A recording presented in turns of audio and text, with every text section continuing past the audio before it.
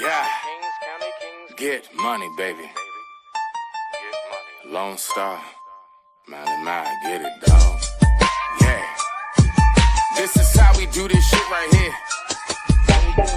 I'm on my PG shit. I'm on my county shit. I'm on that pistol grip city. Go. Look. Lone Star representing PG. Chop dimes in PG. Wrote my rhymes for PG. Fuck around, get your face blown, bleeding in the streets. If you talk it, then you walk it. We don't fake in PG. 24 Escalades is what we ride in PG. I get high in PG. I reside in PG. You get trapped down my hood. Look, you don't know me. Don't be walking back and forth just like you pussies wanna be. AKA point gun, get bombed in PG. When the lightning gets to clapping in the skies, that's me. Got some crackers out the burbs with some lean, mean green. 345 to get your ass a quarter pound with cheese. I get bread in PG. I get head in PG. Yeah, it's quiet, but we still dodge fizz in PG. 4622, I'm coming straight from Quinn B. Can't forget about my killers out there in DC. And this classic right here was done off the GP.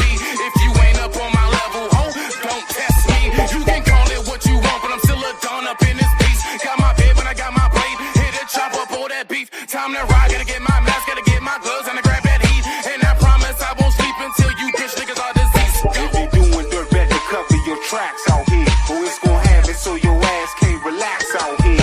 Fake ass IRS trying to run tax out here. But my youngest still serving wet wax out here. Check the squad, cause they running in them packs out here. Guarantee that every one of them be strapped out here. Front if you wanna get laid out on your back out here. Cause it don't take much for them things to clap out shit. You can find them in the green and white lax out here. Mine's flipping cause we gone off them sacks out here. Don't get our paper and them stacks out here. Don't start tell these niggas how we keep it max out here. Oh shit, when you got to fight for your own and you be blown. Cause all you see is broken down home. Sex, drugs and money is setting the tone. So he who is without sin must cast the first stone out. Shit, where you got to play the game rough. Feds, bitches and haters be calling your bluff. Shoot first, or you gon' be the one that gets stuck. Caught slipping in the hood, then you coming out cut. I don't mean to budge in, please y'all pardon me. I done seen bodies fly, you get thrown from your feet.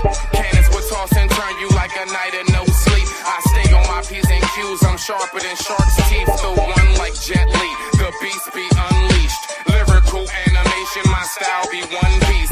Constantly elevating my levels out of your reach. You can say that I'm vicious, but never call me a creep. Spirit is very strong, but the body is very weak. The surface resembles joy, though I'm hurting up underneath. Cause everything that I've lost is due to running the streets. So you can gamble away, but I be playing for keeps.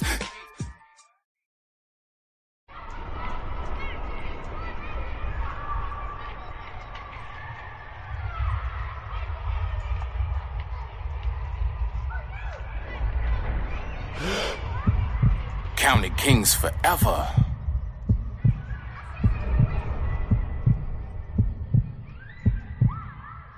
Turn me up, son.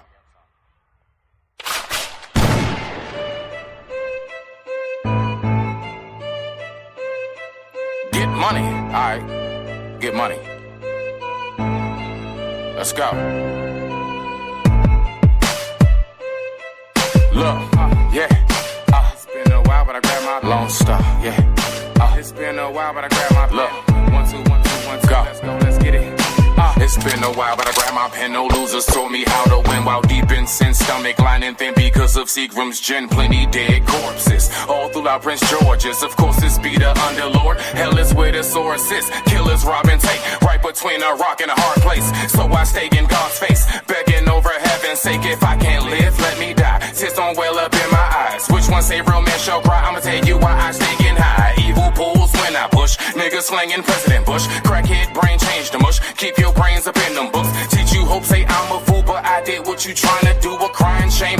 Every other word that they speak is lame. They went to the fans and they changed the game. I ran to the fans and I changed the game. Sunny days instead of rain. High off life instead of cane. Nigga think shots can stop my game. With a truck to a bike, get out my lane. Jack and Paul called Mary Jane. Catching money, dodging fame. Let's get it, let's go. Catching money, dodging fame. Let's get it, let's go. Catching money, dodging fame. Let's get it, let's go. Catching catching money, dodging fame. 1, 2, 1, 2, 1, 2, let's go. Look, see we pump work like sawed-offs, go ape shit, crush all y'all. Cupcakes, you so soft, good kill shot, no handball. See me bro with a telescope, Louisville, a crack cantaloupes. Box you back into the rope and your fate be sealed like envelopes. And I cheap, but no cataracts. Break teeth like a lumberjack. Pimped out, I'm so smack, go extra hard, don't hold back. Ganked out, what now? Go, nigga, that's our sound. Loud pack with a funnel leaf in that bamboo. When that's uptown and we cooped up and stay dipped out. That there be the man down. PG niggas don't play neither point gun, we spray rounds. Big shots to my whole team. Baggies in our baggy jeans. Eyes closed off endo.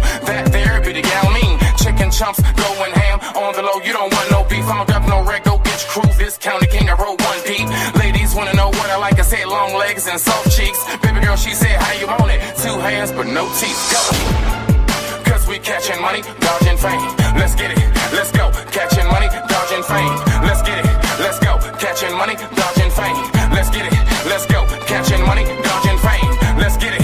Let's go. Catching money, dodging fame. Let's get it. Let's go. Catching money, dodging fame. Let's get it. Let's go. Catching money, dodging fame. 1, 2, 1, 2, 1, 2. We go. Let's get it. Let's go.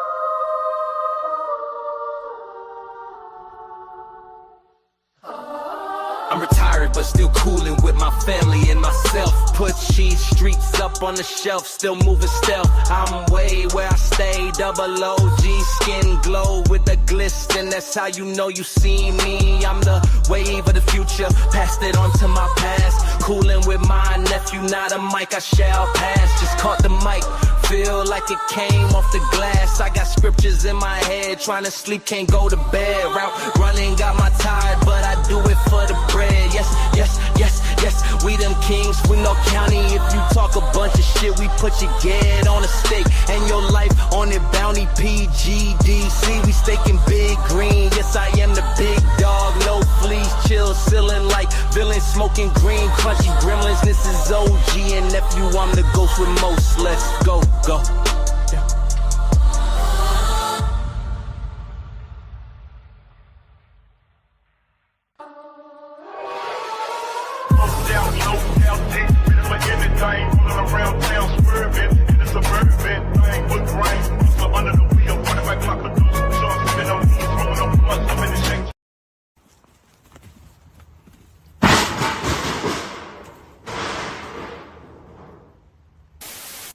Black Air Force Energy.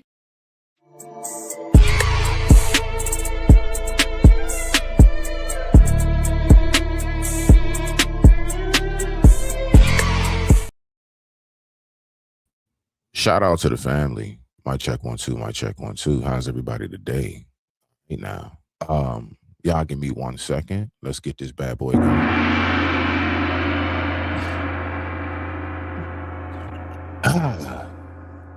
Nancy, if you would be so kind, please.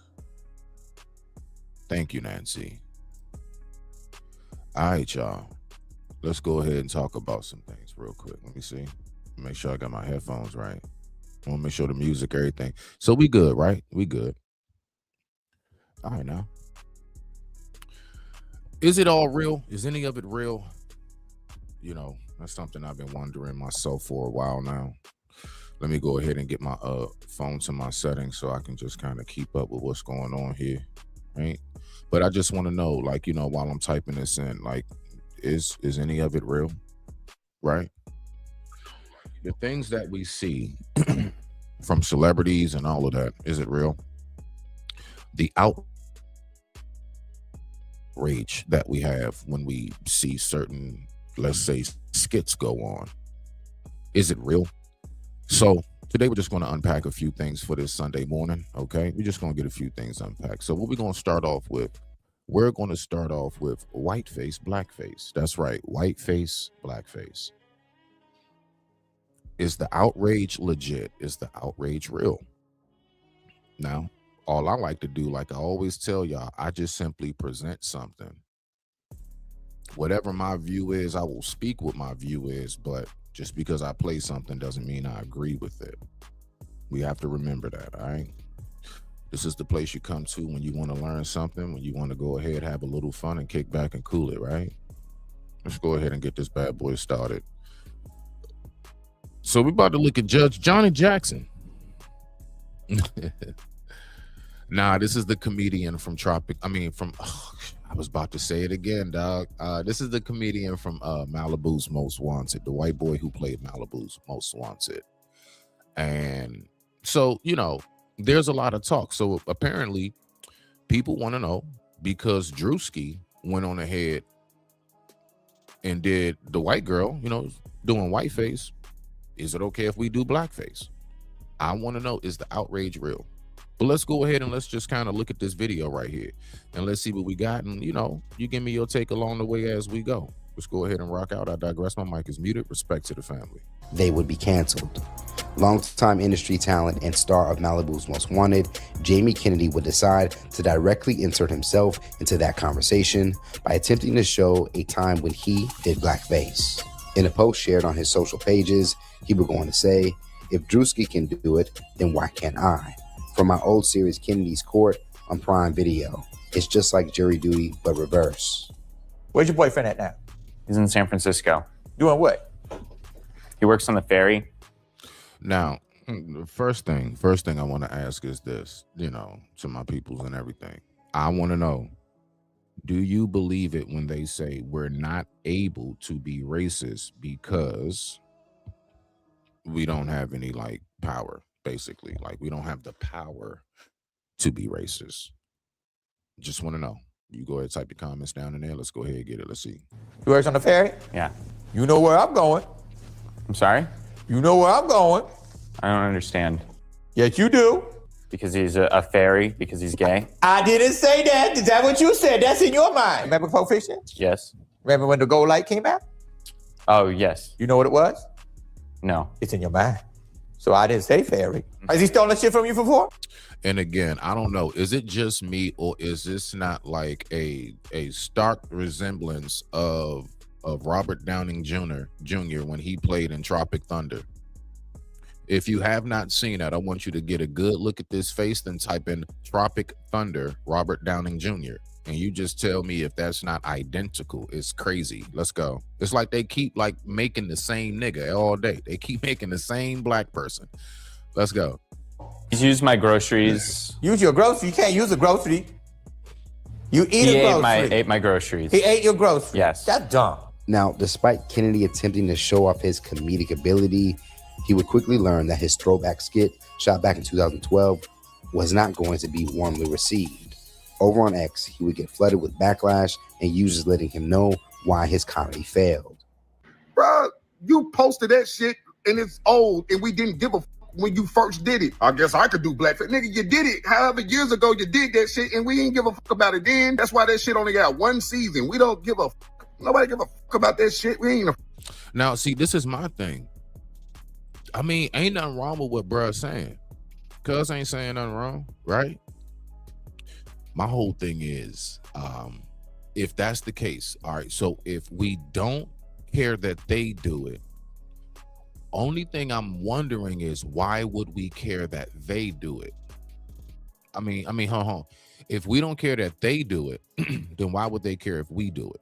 This is my point. There we go. I got mixed up in my words. So, I just wonder about stuff like that. But same time, I think maybe it was just something that went under the radar, because I know one thing, we generally love to make a big fuss out of anything we can make a fuss about. Anything we can go ahead and say, I'm about to sue my neck and my back, emotional damage and everything else.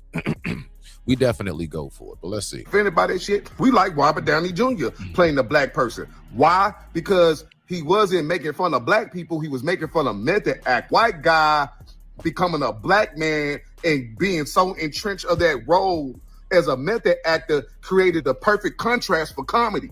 That's why it's funny. Drewski labeling conservative women be like, but you know it was about Erica Kirk. That's how all you know. It's not about white women or white conservative women. It was specifically about Erica Kirk. That was the joke. The joke is that it's about Erica Kirk and how she acts and how she been looking. How, you know, that's the joke. It's Erica Kirk, not white women. One user would say, dude, what are you doing? This Do you all agree with that? You tell me what you think. I don't know what you guys think about that. is tit for tat, which is pathetic. And you're trying to appeal to racists. Intent is everything. And it's clear your intentions are purely racial. So you did it. But you're not doing the numbers Drewski is. Maybe I apologize. Shout out to the youngest OG of the space. Shout out to the youngest OG. I appreciate you for coming through. Yeah, definitely. I apologize. My StreamYard is I don't know what it is. My internet runs beautifully. StreamYard by itself is really being GAY. Let's go. Oh boy. So I gotta figure out what's going on with this. I don't know. I'm gonna have to see what's up. your shit isn't funny. Now shut the F up. Laughing my ass off. We didn't give a F then, definitely don't give a damn now. Cry about it. While another, because this isn't funny. The last time you was funny was Malibu's Most Wanted. The post, which has now reached over 1,000 reshares on X, appears to be Kennedy's most visible in recent years. As mentioned, Kennedy is considered an industry veteran, as he has been known for his 2003 comedy, Malibu's Most Wanted, where he played a kid from the suburbs who wanted to prove that he can be taken as a serious rapper. Now, the film would be a follow-up to Kennedy's somewhat successful prank show, The Jamie Kennedy Experiment, the year before, where it would premiere on the WB. On the show, he would have a number of recurring characters. I just thought about that. All right, so his first movie, okay, no, it's just a thought came to my head. Is there a difference between him faking and trying to act like he wants to be a rapper and actually doing blackface? Because he is a white boy that's basically like the whole movie was for the most part making a mock. It was the most extreme stereotypes of like hip hop and rap and our side of that genre of music that you can think of. Is there a difference? I wonder, or do you see it synonymous? Like, nah, this is just another move that's all one and the same. Let's go. Including his Malibu's Most Wanted character, B Rad, before it spun off into a movie. Now, interesting enough, Kennedy in blackface wasn't just when he would take on a role as a judge, but would take place when he portrayed the character Virginia Ham, which was a heavyset black female daytime show host and at some point a sandwich shop worker. All right. So at this point, I'm starting to now wonder, is he really trying to be offensive? Or does he actually deep down inside, like for real, he wants to be us? And the closest thing to actually being us is replications of it. I don't know. It's just a thought. You tell me what you think about it. You just let me know. Tell me what y'all think. Let's go. Is that for me? Oh, that is so sweet. How y'all feeling? All right, so I'd like to take some questions right now. Hey, how you doing? Why is it that men want to be players, but when they find out we want to play, they got an attitude? You know, men, they just like dogs. Sniffing around. What's in the doghouse? Now, one thing I will say also, the difference between him and Drewski's version. Drewski was very, let's say, comedically cunning. He was very comedically cunning. And I do agree a lot with the sentiment the brother said earlier when he was like, the joke was about Erica. Right, I think her name is Erica Kane, if I'm not mistaken. I don't know this woman. I'm just now hearing about her because of the skit. But that's who the skit was about. Okay, boom. Gotcha. Now, the difference is when Mr. Malibu's Most Wanted, when he's doing his jokes, generally speaking, when white folks be doing these jokes, it's just really all of the most deepest, like I said before, stereotypes that you can think of. So it's like, It's like, oh, here we go again. Yeah, I'm black and I like fried chicken. I'm black and you know what I'm saying. I'm in the gang, or it's like the most stereotypical, most low level, basic stuff. Drewski knows how to take it to another level. And that's the one thing I do peep about it. So I would say difference wise, it is that. But I still wonder from you out there listening in TV land, is it the same? Is it? That's all I want to know. Let's go ahead, keep going. Hold on. So let's go ahead, keep going before we get to the next video. Because I got some stuff I really want to talk about. Let's get it. No, they need to have their noses rubbed in their own poop. You know what I'm saying? So, I really do wonder, what do you all, one second, let me see something here. Here we go. So, yeah, what do you all think about that? What's your thoughts? What's your views on that? Let me see something here. Let me do that. 1 second.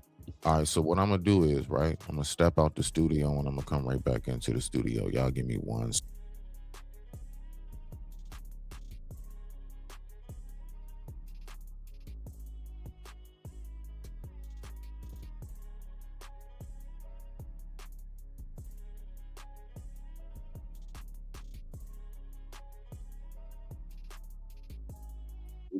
Mic check 1 2, mic check 1 2. Let's go. Appreciate y'all. I don't know. I feel like I had to just kind of refresh. I don't know. It's acting too crazy. All right, y'all. So let's go ahead. Now, listen, this next thing that I want to talk about is this. Now, so again, when we say, is it all real? Is it at all? Okay. So this is what we're going to get to.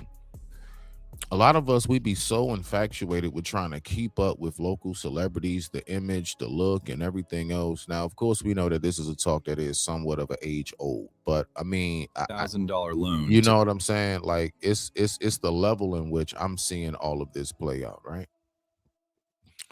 All right, y'all.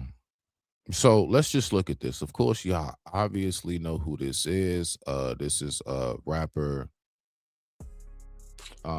Shit. God, wow. I said y'all know who it is. I can't remember the nigga. Man, from the Migos, man.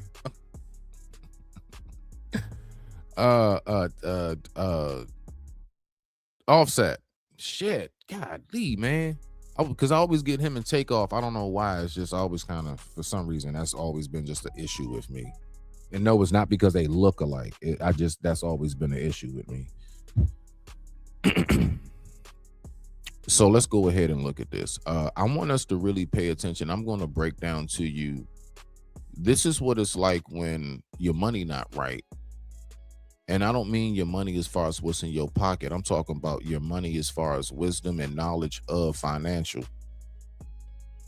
Right? You ain't got your headspace right. You're not going to utilize the money right. So now, while we all looking at these people that we swear up and down is so better than us, so above and everything else, and I wish that I had their life, I got you. Sounds cool, but let's listen a little bit deeper.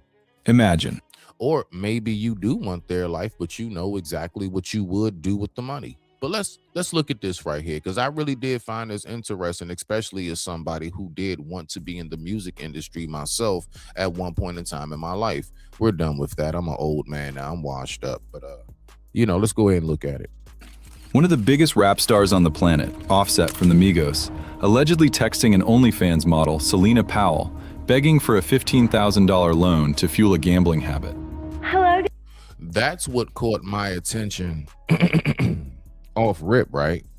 What? Your wife is Cardi B. I don't know. Like, that shit wild. Like, really? Like, really though? You're begging for a $15,000 loan. I thought you had that around your neck and wrists. Let's keep on listening. Daddy, you got PayPal? I said, for what? He said, because I need money. Then I said, I only have Zelle. He said, okay, so Zelle me. I said, my limit is like so low. He said, it's okay, just Zelle me. Do what you can. $2, $3. Send it. 25 cents. He was panicking. He was asking random people for cash apps. He was broke. I don't know what happened. Nobody was answering his phone call. He popped, trying to run up, chasing. Must got a gambling addiction. He just popped. He calling for cash apps in front of me. This is the same man we see on Instagram dripping in $500,000 worth of jewelry. He poses next to cars that cost more than the average American mortgage. The contrast is jarring. How can a man wearing $500,000 on his neck be scrambling for mere thousands in cash? I see some. I'm gonna tell you exactly how. The industry is real big on making sure that they get guys, you know, young brothers and sisters who they know the only thing they're gonna do with the money is give it right back.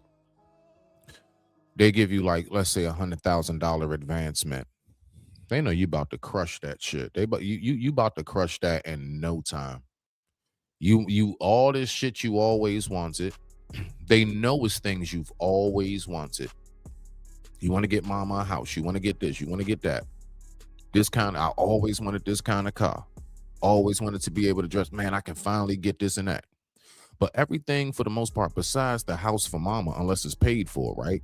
Because if you like leasing, not leasing, you know, if you can't keep up with the payments, basically the mortgage and everything else, right? Property tax and all of that, that's going to be taken from you. So you got to make sure that you can at least keep up with what you get. A lot of these people spend way outside of their means. We know this, age old. I'm preaching to the choir, right? But that's what they do. It's a lot of that goes on. Okay? They want to get folks who they know. Like, I want you to think about how much money has been generated through just hip hop alone. All right, let's take a second. Let's think about that. How much money has been generated through hip hop alone? As a matter of fact, let's go ahead and try something real quick, okay?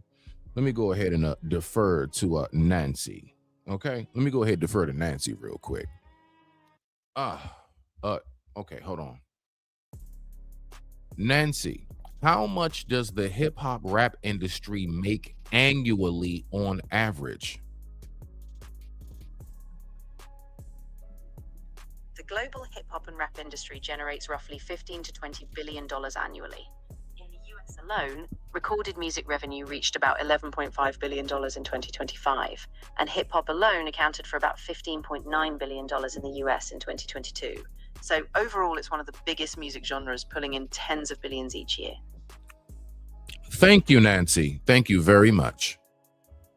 Of course. I'm really glad that was helpful. If you have any other curiosities or you want to dive into another industry, just let me know. No problem, Nancy. You have a great morning. Okay, you guys, that was Nancy. So now let's go ahead and think about this, okay? So the hip hop industry brings in 10 to 15 billion.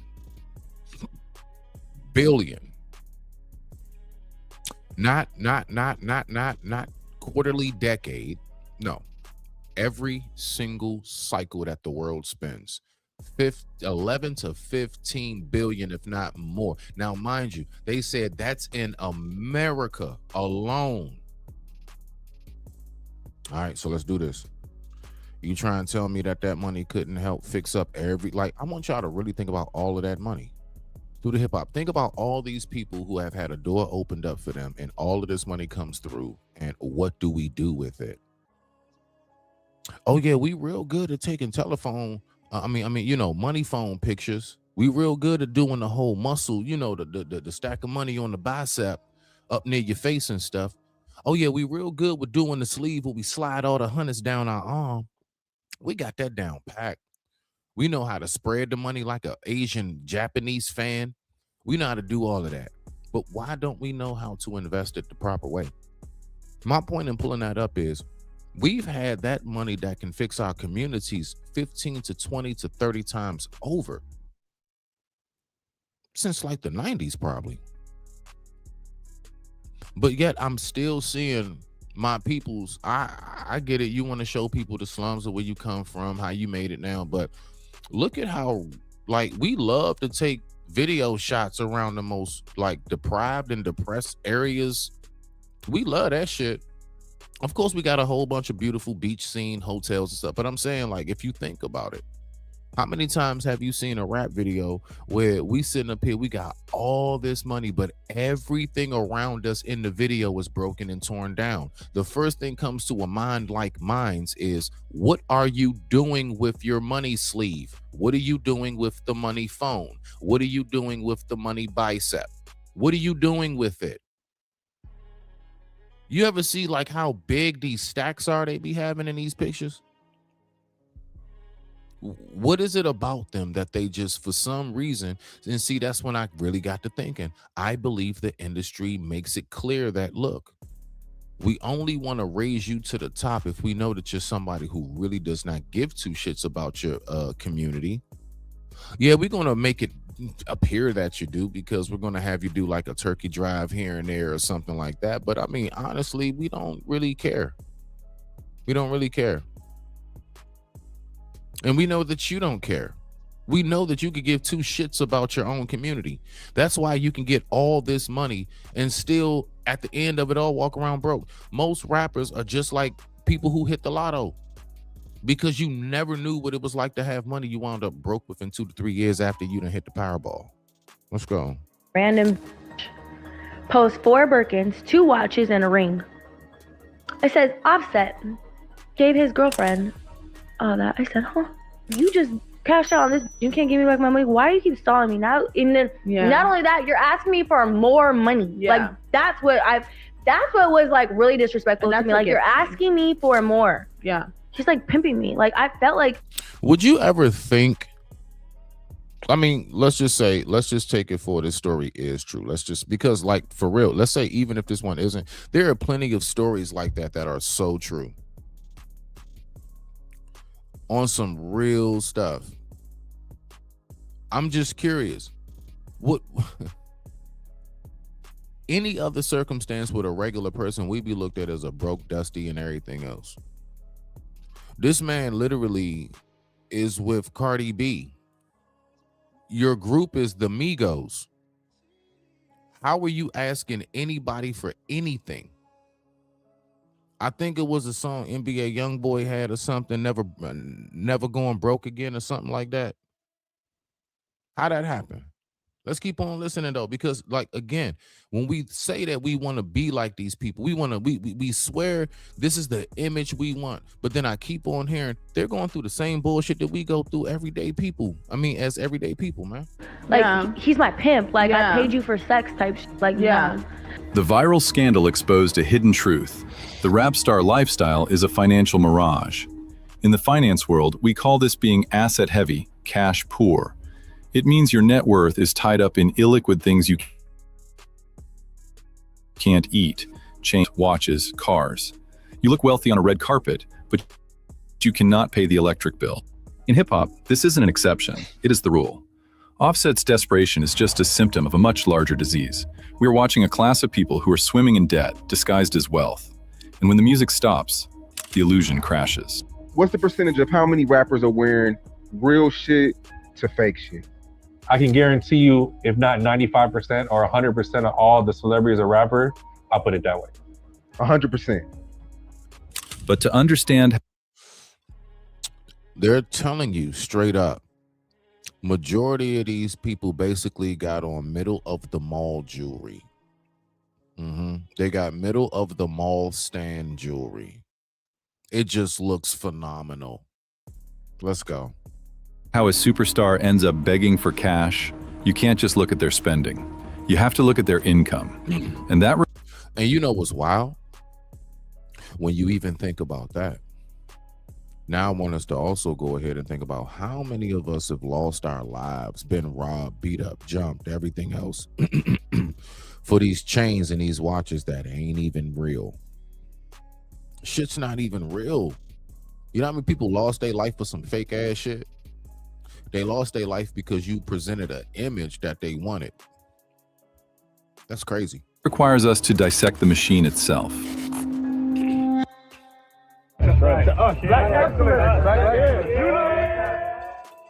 Welcome to the rap industrial complex. From the outside, it looks like a business. From the inside, Shout out to you, Sugars. I appreciate you. Shout out to you for coming in the building, everybody. Y'all make sure y'all give it up for the lovely Miss Genesis. Respect to you, beloved. All right, and thank you for any and everybody else that's taking time to watch. I appreciate you, even if it's from the clouds. It's okay, as long as you can see me. Functions like a pyramid scheme where the artist is at the very bottom. To understand why your favorite rapper is broke, you have to follow the dollar. Let's assume that a stream is worth $1. That dollar doesn't go to the rapper. It goes to the top of the pyramid, the major label, like Universal or Sony. They front the risk, so they take the lion's share off the top, usually 80%. That leaves 20 cents, but the rapper doesn't even get that. You made $1, but you spent $2 to make that dollar. So you owe somebody $1. So you might make the decision, I want to fly first class. Hey, I want to shoot a $50,000 video instead of $25,000 video, or a $200,000 video instead of a $50,000 video. These are all choices that are made constantly. And it's you got to look at the business model and see what works. In hip-hop, artists are often signed to vanity labels run by other rappers. This creates a cascading contract. Now, I want you to listen to that key word he said. That's even somewhat new to me. Vanity labels. What's vanity? Let's keep going. Because you're so vain. And when it's all about that, at the end of that song, you realize it ain't got nothing to do with you. Ain't that something? Look at the Young Money dynasty. Drake was signed to Lil Wayne, Young Money. Lil Wayne was signed to Birdman, Cash Money. Birdman was signed to Universal. By the time the dollar filters down through 3 different bosses, the artist is left with pennies. That is a fact. That was a beautiful breakdown right there. That was phenomenal. Absolute facts. And here's the trap that seals their fate: the recoupable advance. When you see a rapper holding a giant check for $1 million, the industry wants you to think it's a salary. It isn't. It is a high-interest loan. The label is leasing the artist the money to record the album, and the artist doesn't see a single dime of royalties until that loan is paid back in full. And because streaming pays so little, labels invented a new shackle, the 360 deal. Labels realized they were losing money on music, so they inserted clauses to take a cut of the only things that actually pay: touring and merchandise. Everybody gets paid, but the artist. And the artist is cool with that because that's the commercial for them to go make their money selling their merch, which is their t-shirts, and make their money from their show. Now, you can't, I own your ass on the road and your clothes, and also every time you make money from endorsements. And all of this comes from, they know, listen, they're getting, you know why this has been happening for so long? I want y'all to really think about this. They've been making us really believe like, nah, we only want to hear from the people for the most part that has the most broken down, impoverished background upbringing. Think. You know why they do that? Because they know the more desperate of a background you come from, the more likely you are going to blow that bread. You were waiting for the day to tell everybody, aha. That's what trips a lot of us up. A lot of this is just simply, I told y'all, and that's the problem. Like, think about it. We don't really be wanting to hear too much from the person that comes from like a 2-parent household, good back. Nah, man, we want to hear the Tupac story. Mama was a crackhead. I had beans in the fridge. We want to hear the Tupac and Biggie story. We want to hear how you were struggling. It's dope as shit to learn and listen from somebody who came from nothing and made something.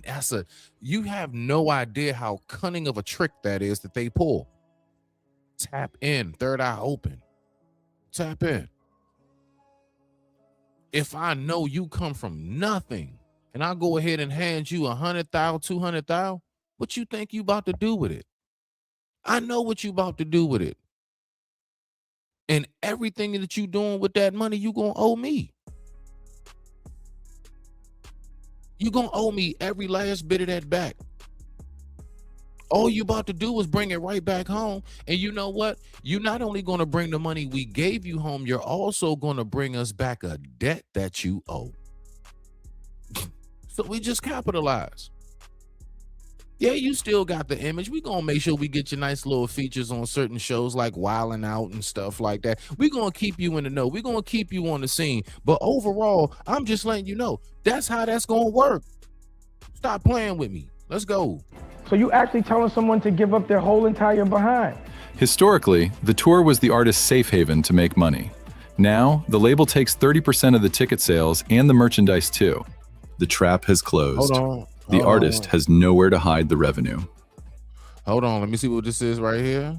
Shout out to ACO Jizzy in the building, man.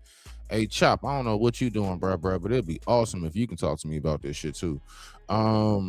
Excuse my language on this beautiful Sunday. UMG is not even owned by one person. It's publicly traded. It's a publicly traded company, and its major stake owners are the French Bollier family. I guess I don't know if I said that right. The Bolloré family via Vivendi. I think I'm saying that right. Chinese tech company. Tencent. Okay, Tencent. I don't know if you're saying 10 cents or that's what they call 10 cent. and purchasing Square Holdings. Absolutely, bro. I don't know exactly what that meant right there. Maybe you can tell me what that means a little bit deeper. I don't know what you're doing, but if you got time, if anybody want to come up and talk, I'll go ahead and drop the link just to do it. Okay, so I'll just go ahead and do that real quick. You know, come on up, chop it up with your boy, man. You know, it's Sunday morning, man. We just kind of kicking the breeze real quick. And I also got something else very interesting I want to talk about when it comes to relationships. So let's go ahead and get through this video. So if anybody wants to join, you can go ahead and join if you choose to. If not, man, type in the chat and talk to me through there. It's all good. I don't mind either way. All right, but I just want to at least, open the door for people who may want to come in. Let's go. So if the contracts are mathematically designed to keep them poor, why do they look so rich on Instagram? Because looking rich isn't a choice. It's a job requirement. And you know one thing I also noticed too? Ooh, that's perfect timing on that commercial.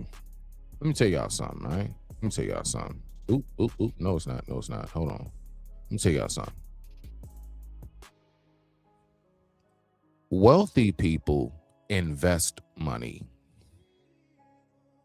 Rich people try to keep money. Broke people spend money.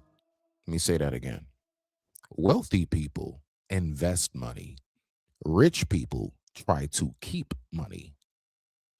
Broke people spend money. Bruh, all this I gotta show y'all. I want y'all to really pay attention to something. Notice how the rappers dress, and then I want you to look at who owns their labels. Do they go around with chains like this? Do they be smiling like this? Do you see these head CEOs and head AR people? Do you see them dressing like this? No, you don't. As a matter of fact, you wouldn't even recognize them if they were next to you in a restaurant. You wouldn't even know who they were. Whole time, this is the person who's over Universal. This is the person over Columbia Records, the Enterprise. Empire or whatever. Like this is that dude. This is that person. You know what I'm saying? Hold on, y'all. Let's go ahead and real quick. Let me you know what I'm saying? Shout out to the peoples in the building. Y'all give it up for my man ACOG. Let's get it. This that go and get it. With no hesitation. This that never quit. Start that elevation. This that process. This that in the making. This that started from the bottom. This that motivation. Talk to me, Chop. What's going on, brother? Salute, Native. Yeah, I think you want What's going on, Native? There you go. There you go. I can hear you, man. Everything is beautiful. I just want to say this.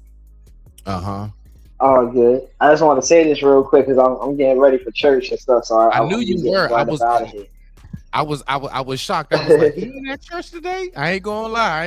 You done set a precedent for yourself, sir. You be on time with it. So I was like, what? He ain't in the building? Okay. Now go ahead, get it out. You gotta get on the road. Go ahead, get it out. My man. Yeah. So the thing is, and the reason why I put that in there, because like the guy said, Drake signed to Lil Wayne. Lil Wayne signed to Birdman. Birdman is signed to Universal. Now, Right. nobody asks who Facts. owns Universal. That's why I put that in there because when you look at Mm. Universal as a whole entity, it belongs to three different major companies that is not in the That's USA.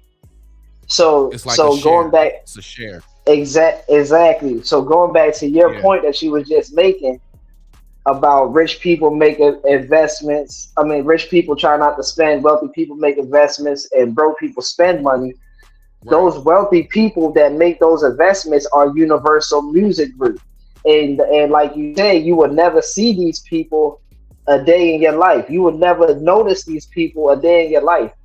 So the whole point of what I was making in that is that they're literally getting pennies on the dollar. You might, if you want to be a rapper, you might as well become a 9 to 5 worker Hey, because that's TLC. exactly what you're going to be doing. TLC.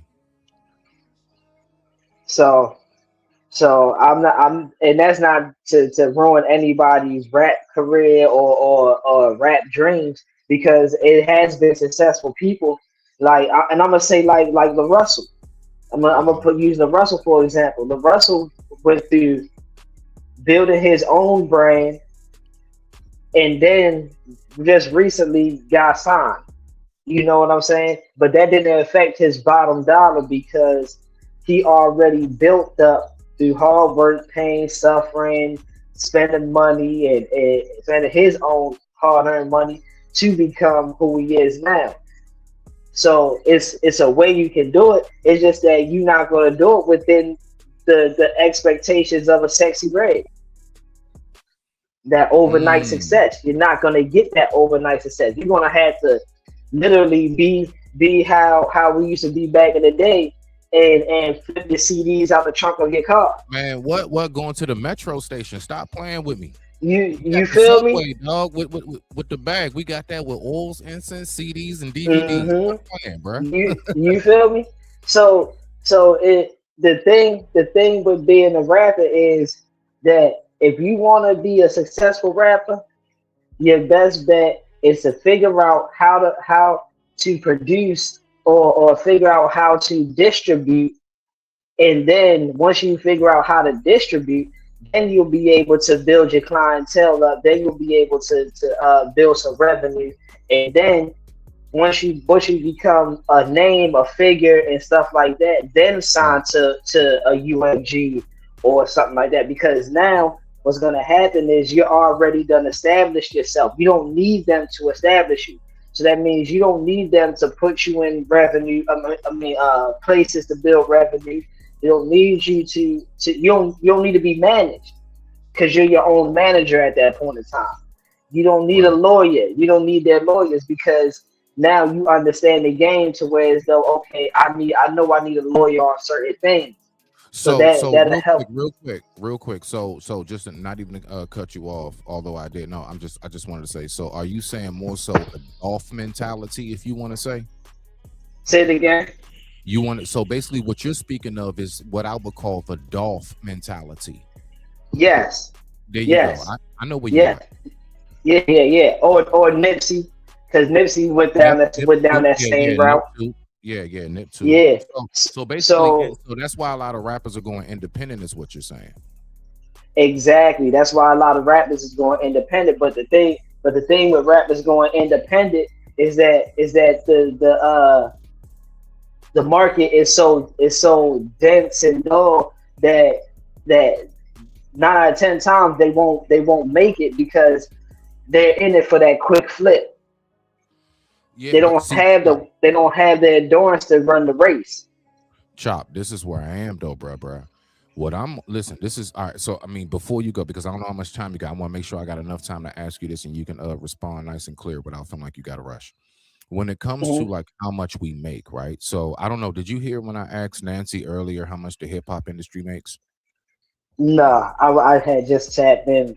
Okay. So no. This is real quick. Watch this right here, and then we're gonna go from there. Hello, Nancy. How are you? Hey, I'm doing really well. Thanks for asking. How are you? I'm doing good. Nancy, I would like to ask you this question. What is the average revenue income that the hip hop rap industry makes annually alone?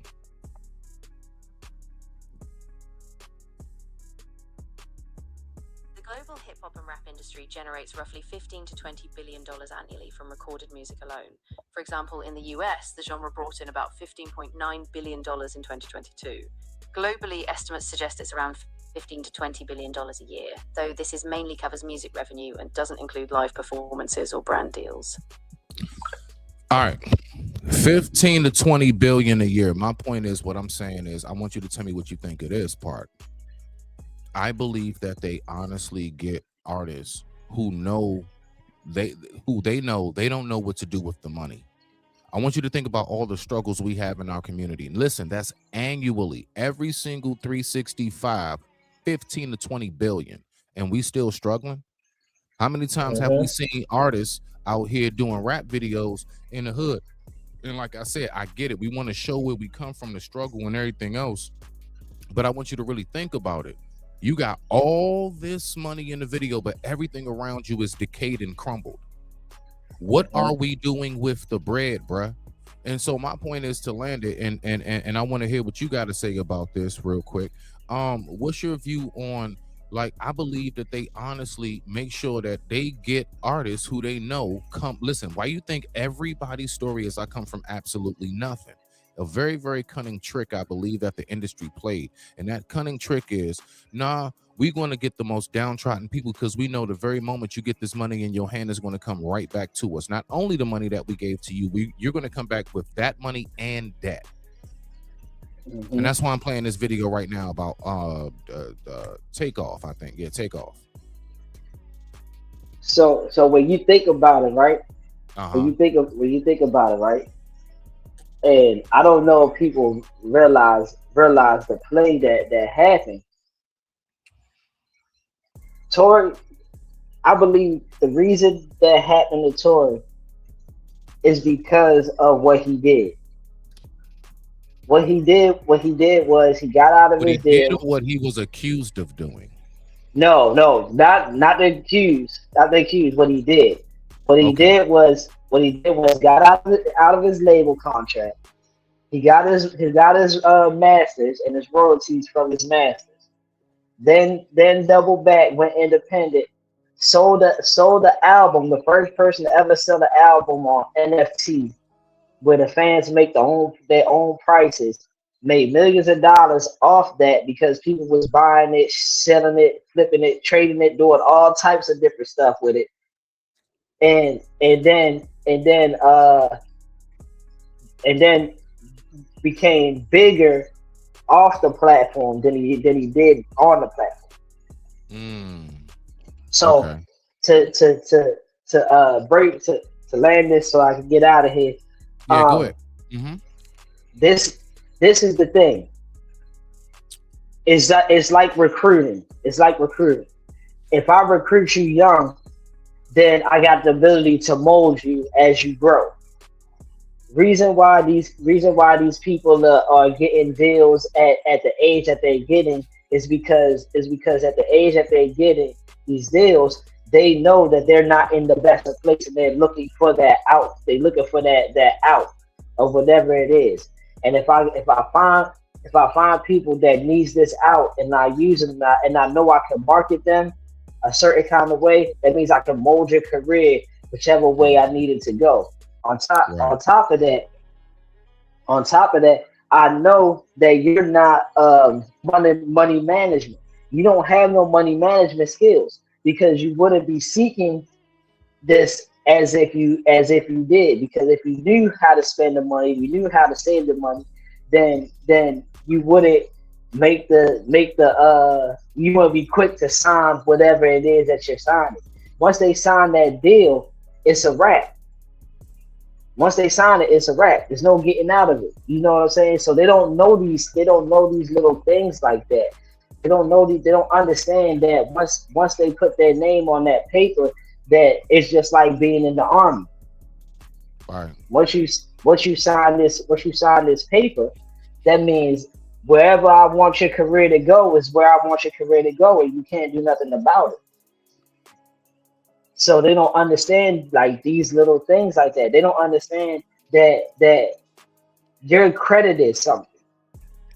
So if they didn't have no credit cards coming into the game, how do you expect these people to manage credit? Look, a lot of these dudes didn't even have valid driver's license. You feel me? So Real talk, bruh. yes, they go and they find people that they can easily manage, Manipulate. because because if I have a young dog who's turning down contracts at the contract, and I need this person on my record label, then I gotta come correct, because I know he don't need me. This is why they don't seek out people like Young Dog. This is why they don't seek out people like Nipsey. They seek out the young dumb person who's just trying to make it out their hood. Drill rappers and all of that shit. And then on top of that, they know that they can use you in a way to build hope for other people to do the same thing. So if I market this person right, it's just a rapper ain't nothing but a commercial or advertisement for Disneyland or you know what I'm saying, Six Flags or an amusement park, some type of amusement park. That's all the rapper is. Right. Look at this person over here. Look at all the cars he got. It's fun. You fly with us, you get discounts on the hotel, and this is what the rapper is. He ain't nothing but a walking advertisement. I see what you're saying. Basically, for the label, is basically the mascot for the label. Exactly. That's what they use them for. That's what they use them for. Wow. To think that's how it all actually goes down. That's, you know what I'm saying. That part, that's crazy.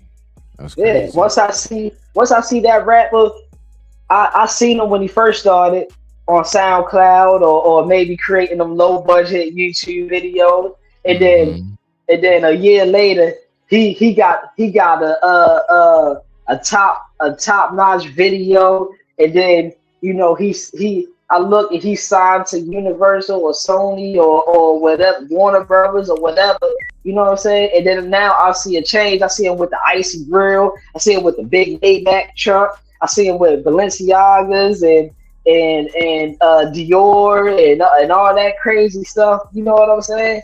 And I'm like, dang, bro, all I need is a deal, bro, and I can have that. That's what people that's he just did all the advertising. He just did all the advertisement right there. And I believe that the image that it presents to people is that you can be rich, you can have fun, be around all the different celebrities, and you don't have to work. It doesn't look like work. And they have no idea what like a tour on the road looks like. You have no idea what it's like when you really got pressure on. This album has to be out, and I'm talking about from the standpoint of you actually write your stuff, man, and you really got to put together another masterpiece. You done did one hit, you got to keep that mold going. I don't know nothing about that type of pressure, bruh. There's no way. This is and I'm gonna get out of here after this. This is 90% of artists' problem is that once they make that hit and once they hit the top of the peak of the chart, how can you stay afloat? Because now what we're gonna want to hear is that first single, that first album, that first we want is you want that rappers, high, you want that high. It's like coke. Yeah, it's like coke. You want that first. You hit that. Yeah, you hit that. And you get that. Oh my gosh, it's the best feeling ever. And then next time you hit it, all right, it's still there. All right, I hit it again. Oh man, come on, I need some good stuff. I need the good stuff. You know what I'm saying? So every time you drop an album, the value decreases every time. There hasn't been one artist who hit banger at the banger at the banger in this generation. That's a fact. In this generation, we ain't talking about in the 90s, the early 2000s. We ain't talking about that. We talking about from 2020 to now. Maybe I would say even 2015 to now. Because when I say like the 2015 was the like, I think like the Uzi Verts and the Kodak Blacks and NLE Choppers and Blueface, and I think that was around that time. I got you. So the little pumps, the little skies, the smoke perps. You know what I'm saying? So yeah, nobody from 2015 to now, and that's 11 years. Hit banger after banger after banger after banger. Nah. You got a point right there. I give you that. Because like the early 90s, the early 2000s, you really had to hustle to get that album off. You really had to perfect your craft. Now you don't have to have a craft. If I make a good 808 beat, I can get on there and say, bruh, the one dude I can't stand is Boss Man D-Lo. I'm sorry, I can't stand it. But maybe because I'm a person that listens to lyrics. Why you don't like Fat Boy? Because, bro, he said on this track, bro, if you don't buy you Dior, then he's Pior. I said, bro, what kind of illiterate stuff is this, bro? What is Pior? I'm a person that listens to lyrics, and I want to understand lyrics. So for me, if it don't make sense, why am I listening to this? And just to rhyme Pior with Dior, you trying to fit a word in? Like, come on, bro. Like, nah, bro. Get out of here, bro. And look where Boss Man D-Lo at now. I actually haven't heard. I mean, I think he had some kind of scandal or something that went down, and so I think that was the last I heard about him. He had some shit going on. I don't remember if it was legal or some kind of scandal, got caught up or exposed or something like that, but he had some shit going on. He got his little fan base. He got his couple people that's gonna rock with him and stuff like that. But he ain't gonna have the same effect. The Baby, another one. I can keep going. The Baby, NLE Chopper. They're gonna Little Baby on the decline. Who else we got out there? I always find it very, very interesting, real quick, when grown ass men put Lil and babies, all kind of shoebox baby, like, you know, all these names, bro. Like, how you a grown ass? I'm a grown ass man, but you got baby in your name, fool. Like, you know what? Because it's not for Bow Wow. I'll give it to Bow Wow. He was little Bow Wow, and at some point he said, "No, it's just Bow Wow." I gotta respect that. Because it's not for grown-ups. Not for grown-ups. Gracious. What I don't market candy. I don't market candy. Advertise candy for grown-ups. If grown-ups buy it, then they buy it.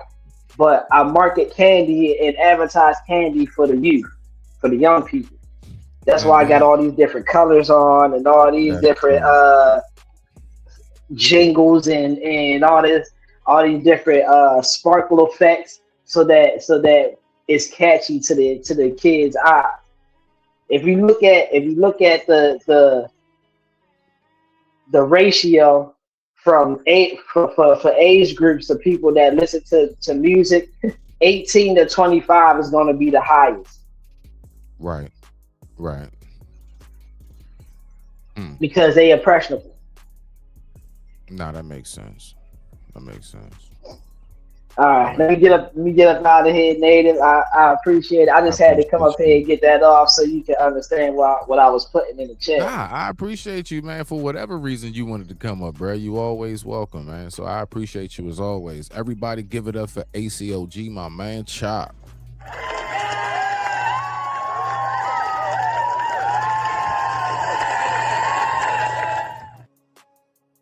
right, now. All right. So now what we're going to do is we're going to go ahead and hit a quick commercial break. And this quick commercial break is brought to you by yours truly. After these messages, we'll be right back. Hold my ground, never run, understand to overcome. Golden child, God sent me, I'm the chosen one. Understand lone stars, focus like an artist on. Concrete when I write, damn right the hardest one. When I bleed, lava leaks, cause I'm hotter than the sun. Trying to stack a whole loaf, cause I'm tired of eating crumbs. Can't speak peace around me, you better watch your tongue. Yeah, I'm cool, but I wreck, beat you like a set of drums. Kirking out, busting off, kinda like a loaded gun. Rhymes like morphine, cause I be the dopest one. And I'm keeping it real. CPG's what I rap, but I'm keeping it real. All you perpetrating, hating niggas head for the hills. I got some DC gorillas that'll eat your grill. During this time of Babylon, the beef is real. Understand that the beef is real. Yeah. Let's go ahead and get back to it. Let's rock out. Much respect to the family. Shout out to my man Chop for coming through. I appreciate that, bro. Thank you for giving your perspective. Oh, let's get this. I don't know which one. How much is this drip? 220,000. It's just the Tron by itself. Oh, really? Do you know what you can do with 220,000? Do you know what you can do with $50,000? Like when you're talking about investing, you know what we choose to use the money for is beyond me. But let's go. Yeah, it's 100 by itself. Okay. Yeah. At the rings. In corporate America, you dress for the job you want. In rap, you dress for the deal you need. Image is the resume. If you don't look rich, the executives assume you aren't poppin'. And that's sad. I want us to think about what we're talking about. We are talking about the hip hop industry. We're talking about people who came in the door, and it all started out with who has the best. Hold my ground, never run, understand to overcome. Golden child, God sent me, I'm the chosen one. Understand lone stars, focus like an artist on. Concrete when I write, damn right the hardest one. When I bleed. Bro, we came into the door and it was about the music. It's called the music industry. This is not Broadway. I mean, this is not the runway. I want y'all to really think about it. This is the music industry. Why? I mean, listen, I get it. There is nothing wrong with showing that I came from nothing. I made something. Now look at me in a sense of I'm clean, I'm fresh, I'm healthy, I'm well taken care of. Yes, my surroundings are secure, my family is straight. It's nothing like, what's wrong with that? What's the problem with that? What I'm speaking about specifically is the way we utilize our benefit of that money. You know, some of us have done things and we got like really big deals with like Queen Latifah with, I think, CoverGirl, things of that nature. Awesome investment. You know what I'm saying? Because the makeup industry is huge. That's trillions annually. Trillions. And it's all over the world. Because the same makeup that's here is the same makeup all everywhere. We don't have the fortitude and the mindset to know, all right, bet when I get this, now is the chance not just for me to make it out the hood. This is the chance to get other people out of a certain, like, I don't get why we get to talking the way we talking. But anyway, let's go ahead and do this right here. Everybody, you better give it up. You better give it up. She's oh so lovely. She's oh so beautiful. And this is Genesis. Thank you very much for coming up, beloved. Hold on. I'm trying to find your little intro right here. Where that shit go? Oh, here it is. Here it is. My bad.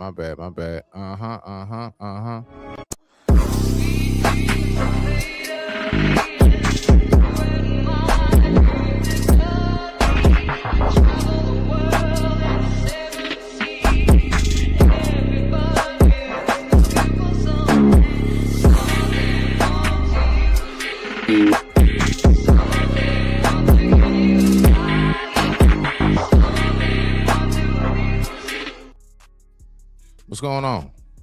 Grand Rising. Much Hey, respect to you, sugar. beloved. What's going on, fam?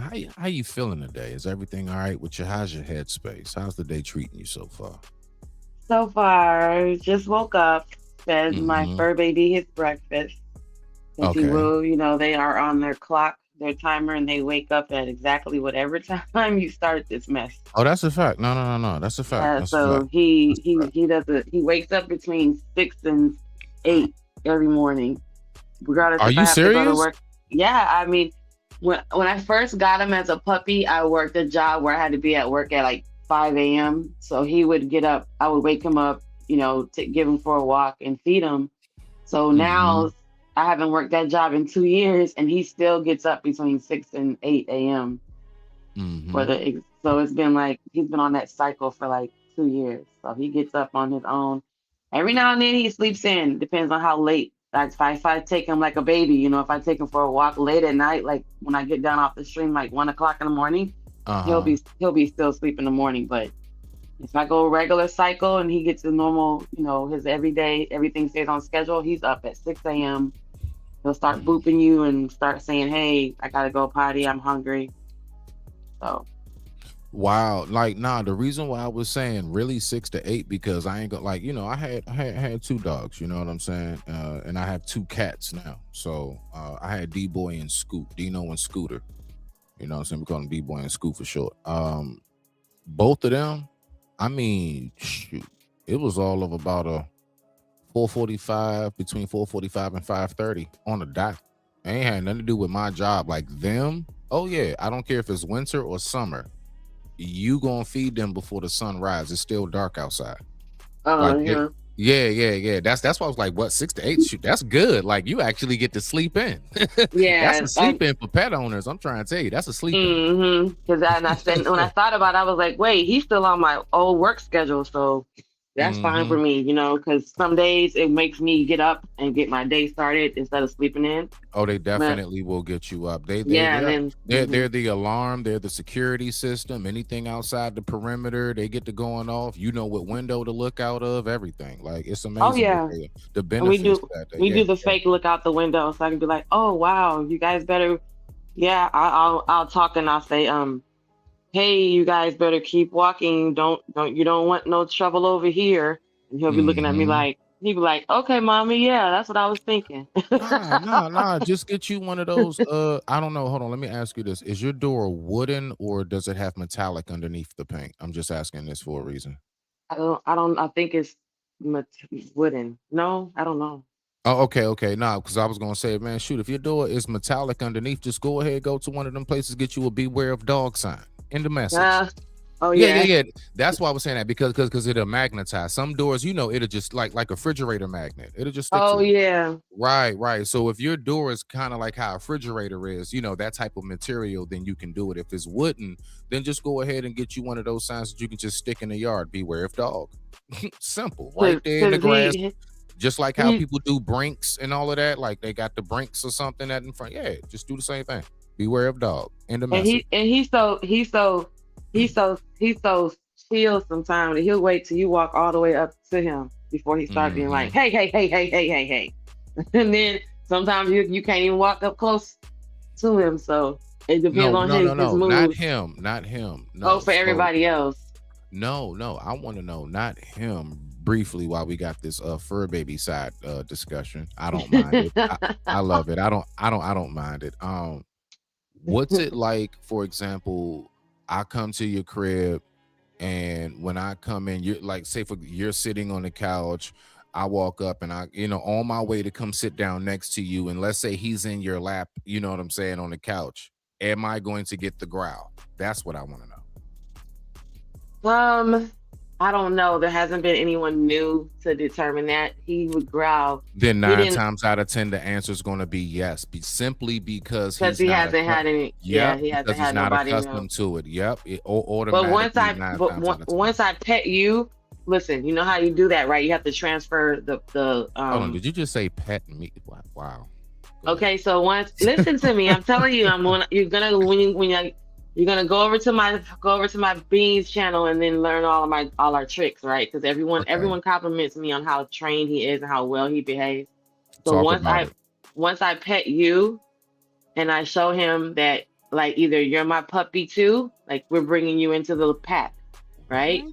Yes, because dogs are pack animals. You have to understand the pack That is mentality. that is true. That is Right. true. That So is you have true. to understand the pack mentality and understand Okay. why, how everything works together. And that if I am the alpha dog in the pack, right? And he's waiting on me to give him, just like a dog in front of another dog when there's a pack of dogs, they're waiting on that dog to give everyone the okay, that whatever is in front of them is okay. So you have to just acknowledge the pack order and say, if you establish dominance in your home, then you are the alpha dog. You're the head dog, and the rest of them are, anchors and behind you. Then he's going to wait for you to acknowledge. Now, what some people don't do is they don't acknowledge the person into the pack. Like even just coming over and visiting, they always say, you stand right there, let me smell you, and the person's looking at the dog like, is he gonna jump me? What's he gonna do? No, you don't let someone walk up to your pack and let the dogs investigate what's going on, because then they can assess and they'll assess wrong. So you make them all chill out. I come pet you. I say, look, Smitty, good. See, good Smitty. See, good Smitty. Now wait. I gotta ask. And he'll see that. He'll receive that as me accepting you into the pack, and he'll accept you into. Okay, now I gotta ask this before we get to this video, because I'm actually glad that you're here, because I really want to know what you think. And again, it's something I know for a fact. It's not what I was just playing. It's something I know for a fact you're gonna have a good take on. I think you're gonna like this, and it's only like about 10 minutes, so it's not that long. Oh no, I'm off today. I'm about to order me some coffee. Oh, that's what's up. That's what's up. Okay, Yeah. cool. Oh, yeah, But that video you were just playing about the money is what made me come up, because I used to do, a little bit of management, and I managed, and then I used to work for Jagged Edge. So when you talk about this money and this coin that they really don't have, and how they have to yeah, man, like Jagged would say, the twins would say how long it would take for Brian Casey, who he's still getting a check from Nice and Slow, right? And he wrote Nice and Slow. So even in real life, like how they were saying how long it actually takes for the money to come back around from projects that they do outside of their own project. So not only are you doing your own rap group or music or artist, but if you don't have any ventures outside of that, then that's, your money, that's where you don't get your money from, because money comes from the other things you do. So when I just saw that clip, that part of the video, and he was like, rappers have to look, you normally have to look your resume. Rappers have to look like they're already famous.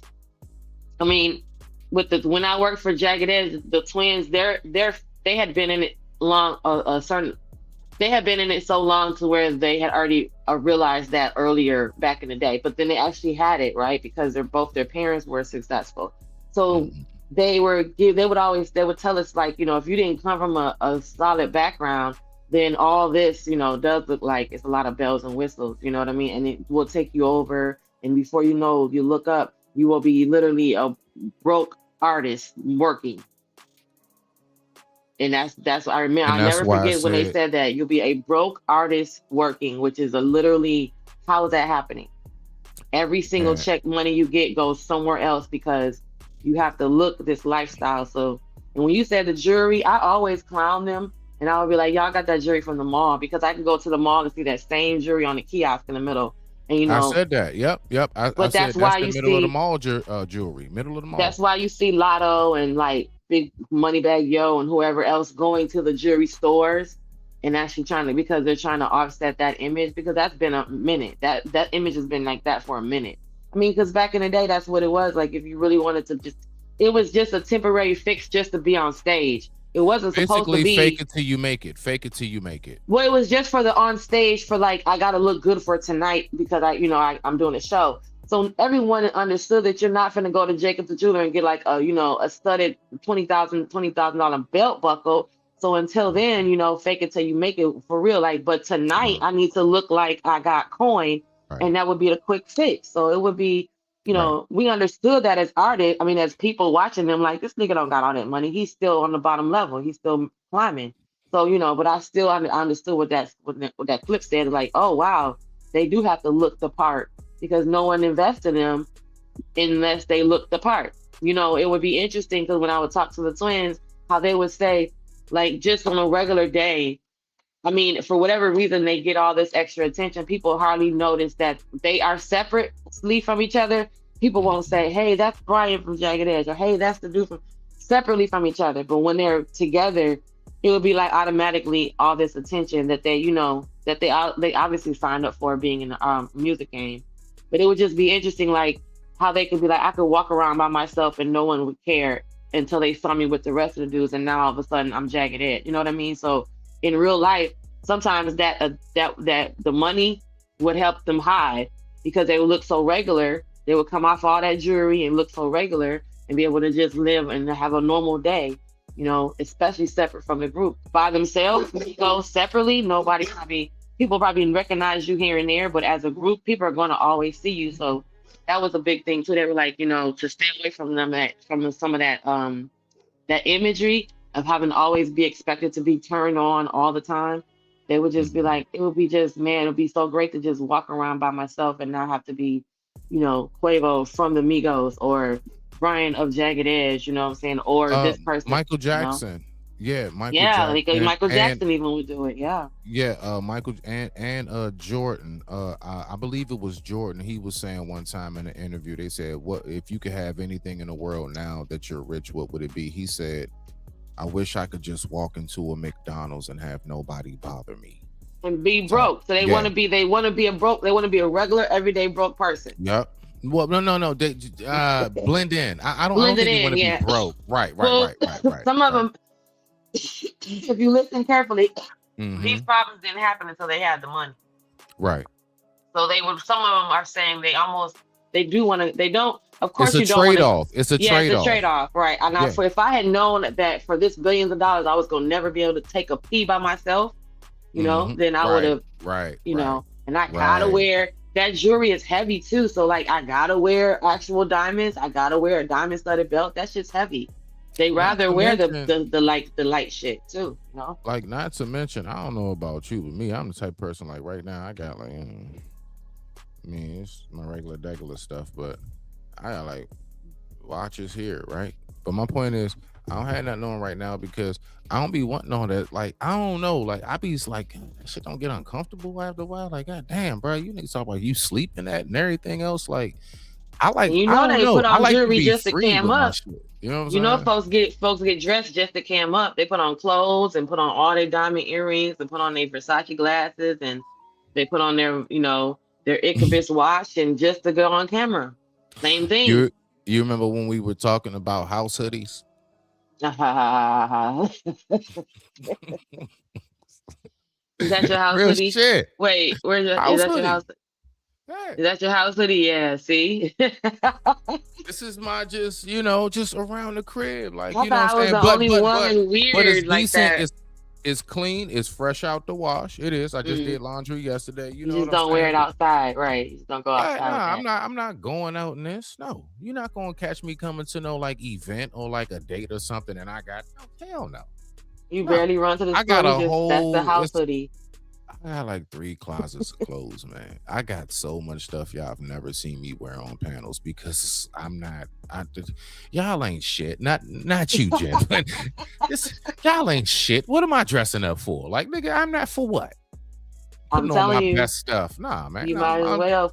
I'm throwing on a house hoodie. I'm gonna just make sure at least you can tell I wash my face and brush my teeth. I'm gonna make sure my hair cool and everything else. That's about it. That's best you gonna get. Sitting up here trying to be fly for y'all. For what? Who are y'all? I mean, listen, I go to I peruse through the YouTube and go to some of these channels, and I'm looking like, sir, okay, you got really dressed for us.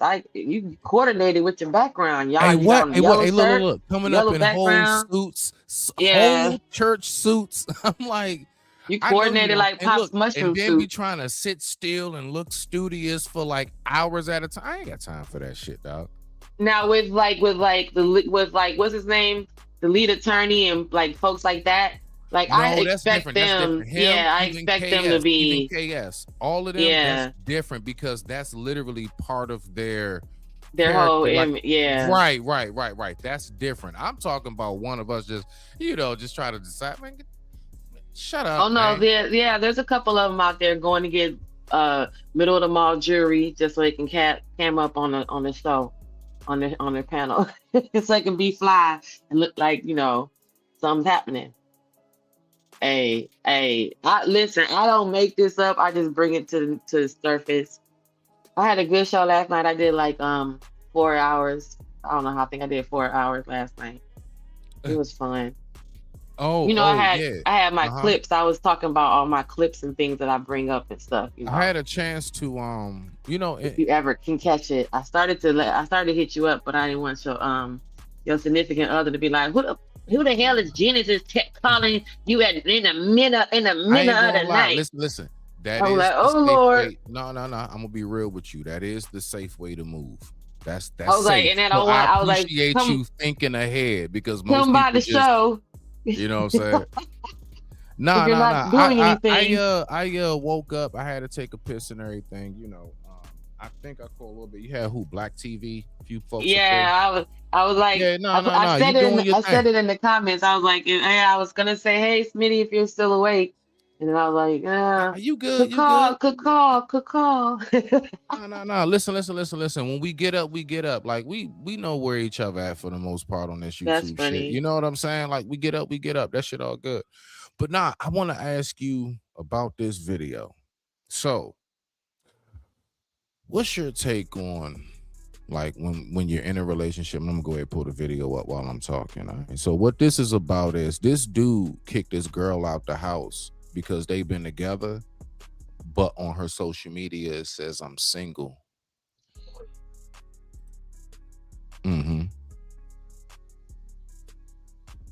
What?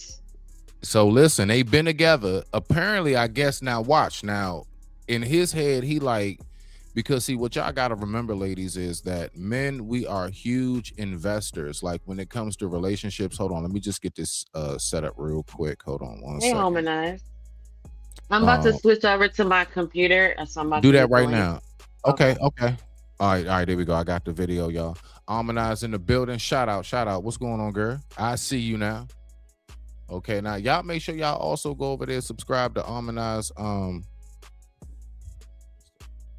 Yeah, I want to make sure I said the right number. Harmonize 78. Harmonize 78. I wanted to make sure I said the right number. All right, bet that. So I got this video. Let me go ahead and share it now. This is a wild one. Like it went from 0 to 60 in just moments. It's crazy. Yeah, I stay looking for some, pretty decent content for us to react to. So we about to go ahead and get to this one right here. So basically, yeah, everything is going to be self-explanatory. That's the girlfriend on the couch. And this dude is infuriated because he went to his girl's Facebook or Instagram page and it says not in a relationship, but his does say that. Let's see what happens. Let me know when you want me to pause it. You single? Not going to tell the world. You already told the world on social media. What are you talking? And why are you recording me? Look, because you said you single on social media. That's what all your social media say. That's what all of my social media said before we even got. First of all, calm down. You're real aggressive. You can. Hold on. What you mean, calm down? After I bought all this stuff for you and everything, you in my house. And we together. So I pay all. No, man. I pay all the bills here and everything. And so you mad because it says single? It's social media. Hold on, man. I want y'all to see this. I want the whole world to know because y'all can see her social media. He is cute. Oh, I'm sorry. That was a loud outburst. All right, go ahead. Go ahead, Jen. No, he's handsome. So no, I just felt bad just that quick because he's handsome. I was like, dang, he's not bad looking. So he don't need to, go through that. I got you. You cheat. You messing with the ugly boy. Messing with the don't say that, Jen. Bad Jen. Right. Basically, you thought that it was somebody she was embarrassed to be seen with. Yeah, I was thinking more. Yo, get out my head. Wow.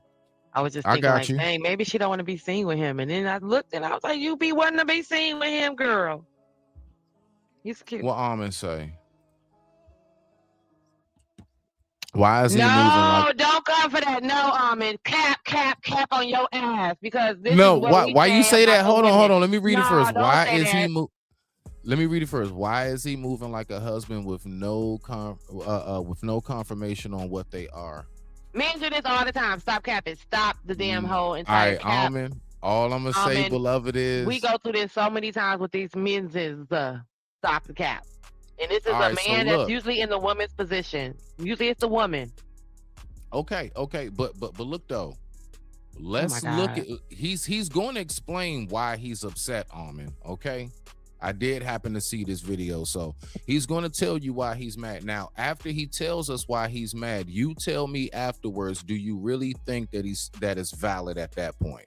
And he's going to get right into it, I promise you. Let's go. We go from 0 to 60 in 0.2. So you're not doing enough. What you mean I'm not doing enough? And that's why my stuff say single. Because what are you talking about? Hold on, I want y'all to see this So real what quick. am I not doing? What am I not doing? Because my social media says single, that means we're really single. I'm really single. So you can't change your status? Yeah. What is the point? It's social media. And you coming in here, you got me on live. You being What's the point? disrespectful, Look. you hollering. What are you hollering at me for? Why are you doing all that? First of I all, don't have time for that. If you want to do all that, look you how can she go walking ahead away, and y'all. do Look that. how she walking away. What else am I gonna do? Y'all already know what's going on. Y'all already know what's going on. Let me tell you, hold on. I'm not going to lie. The whole like listen, nothing she's saying is addressing anything he talking about. Why am I on live? That ain't what the conversation's about. All of that Isn't that extra like the stuff. move of a narcissist? Like that's some I'm trying to tell you, like so she my just only really thing reversed is whole that situation. one thing I know is that because I've been accused before, I think we all, but look, when you really legit and your stand, like you honestly, truly, like it ain't none of that. You are quick to go ahead and give that person relief. Like, nah, hold on, listen, if you just calm down, let me go ahead and make this clarified. That's if they're willing to calm down and listen. Sometimes that shit don't work. Once a person got it in their head, that's it, you can't do nothing. But considering you're talking to a person who's a little more balanced and stable, right? And they respect you enough. Yeah, if you can get a word in and go ahead like, nah, look, let me show you. Like everything should be able, like me, I'm always able to like, nah, look, right here. See that? Like no problem, no issues on anything needs to be hidden or anything. Nah, I don't need to walk away. I don't need to try to flip it and make you feel some kind of way because you got a concern. Honestly, I would say if I'm dealing with somebody, that is an honest concern. If I got on mine, we in a relationship. Plus, that makes me look dumb as shit. To who? You think people don't see that and like, bruh, how come you the only one that say y'all in a relationship? Like, that's embarrassing. That's embarrassing. So let's go. Let's see what we got. Yeah, let's see what we got, Jan. Hold on. Let me tell you what's going on right now. Look, I done bought this for her. I done bought this for her. Because she want to do music and everything. Hold on. Harmonize. This is for you, beloved. So when you said why that last comment that you had, right here, when you said that, I'm gonna leave this comment up while he says all of this part right here. Just so now again, just so you get maybe why he feels the way he feel. This, she want to do photography. I done bought all this back here and everything. Yeah, good job. I want y'all to see it. You know what? That's a bad. You mad because it says single, but you really about to be single because you doing the most. How old are you? You got me on social media. You doing all this. We've been together. No. Exactly. Look. Go ahead. No. You need to back this up. All right, let's go. I told you. No, girl. First of all, you're guilty as hell. If it was so in real life, y'all, this is some bull.com. Because if that was the case, then see, and then comment. It's just all. My head is all over the place with this because. Okay, so him confronting her, I get it. You guys, sometimes y'all don't know how to handle it. Y'all don't know what to do. Y'all say it in the worst kind of way. You know, oh, you single now? She know it. Once he told her your social media, she literally just doubled down and said it's just social media. So unpack that right quick, y'all. This is why we say that this is beyond just YouTube. It's beyond social media. People are getting affected and people are being hurt. People are, because he could have not have taken it lightly. Like he's like this, like the girl there's the one video of the lady who filmed her boyfriend coming home at 1 o'clock in the morning. He hauled off and hit her while she's trying to protect herself by filming it. You know what I'm saying? As well. So sometimes we all know that these situations always don't always go in the best light, right? So this could have been worse as far as it could have been gotten physical because, that's how we know it. That's how we know what happened. You know, that's how we know it turns out, right? So that part is bothering me because I'm like, well, dang, he came in there kind of cool. Second thing is, you don't ever tell them when to calm down because I think what psychologists have figured out that doesn't do anything but infuriate the person even worse, right? So that those words are buzzwords. So not knowing that, she's stupid. But then why not just pick your phone up and just change it? Be like, you know what, babe, my bad. She could have finessed that and had said, you know what, babe, I have been having such, this relationship has been such a whirlwind. I forgot. Let me change it right now. And then maybe that might have de-escalated things and then have a conversation about why it took so long. It's different but this doubling down on it's just social media just for her to leave out the room to come back to say, you got me on social media because you actually understand the power of social media. That's why he's tripping. And then for to say that he's acting like a husband, and eyes. I'm not trying to come for you, baby, but you know how Miss Genesis will come evenly for the men as well as for the women if y'all both in the wrong. Girlfriend, we've been saying this for the longest. This is how we want the men to show up. So what are we saying? Why is he acting like a husband? Because that's literally how we have been asking for the men to show up and be the man to prove to the woman, right? This is supposed to be him for showing that he can be a provider for her.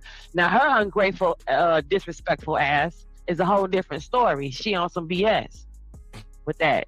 But him, we've been asked, this is what we want the men to do, is to show us that you want to be with us intentionally, right? So he's not acting like a husband no more than all these women be acting like wives. And then the man don't stay, i.e. the woman don't stay. So, I mean, that right there, we already know what that is. He was showing her, he's trying to show her who he wants to be in her life. And that's exactly what that is. We gonna call it husband because we gonna easily say that's how the men want to be the husband, just like the women be playing wifey. Women been playing wifey far too long. We've been arguing about that all too long. So I don't, all this is triggering with that because right here in this whole conversation with her on the couch, she is not admitting to anything. She's not denying anything. She's not, she's trying to hold steady on what, and instead of having an argument. I understand you can disagree. No.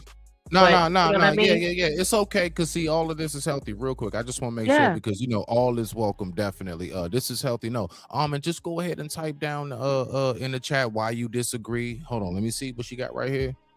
All right, so he could show her without paying everything and get. She got. Well, this is an escalation. No, she got a point. Jen, she got a point. No, it's yes, you got a point, but no, because this is an escalation of her. She's been giving him the "I'm your girlfriend" vibe. He's been giving her "I'm your man." You know what I'm saying? And so I'm going to stand on the fact that this is what trading places, because usually it's the woman who's like, I've been buying you things and taking care of stuff and I clean up and I help, I do things for you, and the man then he just just diminishes it by saying you just over here playing wifey, when that's what we ask for the other person to do, is to show us that they want to be with us. And this is what it looks like when one person is actually doing that. We see it all the time. It's usually the woman in this case, in this situation. And I think we're so washed to always accept that we don't see it. We think it's different because it's a man, when it's literally, women do this all the time. And the men, hey, you over here playing like you want to be with my wife. I don't even want to be with you. And we're not shocked anymore, right? Because when women do that. But this is literally a man that's literally doing the same thing. Why are you playing husband? You over here playing husband. It's the same premise, you see. So I see it the same way. Like if that was a woman, we'd be like, girl, get away from him. Girl, why you over here playing wifey with him when he don't like you like that? We had so much advice for her, but literally for the man that's in the same exact position, boy, get away from her. She ain't shit. So I and then to come back and say, you got me on social media recording, girl, you just said social media wasn't shit, so that's why you didn't change your status. And then you're gonna say, you're looking, when people say that to me, when somebody say, you know what, Smitty, you about to be this, because they've been waiting for you, Smitty, to do something so that they can have an out. Mm-hmm. That wasn't her just womaning up and putting her big girl panties on and saying, you know what, I don't want to be in this relationship anymore. So she waited for something to happen to say, you know what, see, that's why you about to be single in real life. Your whole status been saying single this whole entire time. That's crazy. Almond says, you make sure they can do it. There is no incentive to get married if you already got all the perks. We understood that, because guess what? Why buy the cow if you get the milk for free has been a saying that came out before me and you were born. So we been knew that. We been knew that. We've been operating for that. Why would you do all this why would you get married if you can get the cow for free? Why would you buy the milk? We already know that. But this is what happens is we still don't live by no other creed. We still live with people. We still shack up and then don't wonder why the person don't want to be with us. You know, so that's been going on for decades. People have been buying the milk and not buying the milk because they get the whole cow for free. Exactly. Why would I get married if you're going to do all this now? But and the other side of it is, this is the conversations that we have as well in this space, is that we want you to date us intentionally, right? Women and fellas, we want you to be with us and show me that you want to be with me. Show me the kind of provider you're going to be in our life, that as we progress through life. Now he's doing that part. He's helping her foster her dreams, right? Because we always say that too. Well, he doesn't, I've always dreamt to do music. Well, he bought you a keyboard. I've always dreamt to be a podcaster. He bought you a green. He's doing that part. That's where I'm at. So, and even down to, I want to throw this piece in there as well. Mm-hmm. I personally, and Almond, I'm not saying that you're saying this, sis. You know what I'm saying? I know you shop. I've seen you around more than enough now. This whole idea of like, I'm not gonna act like a wife until you put the ring on. I'm not gonna act. It's like, do you not know what a test drive is about? And that's the whole premise of what we've been saying. You need to show the person that you're going to be that.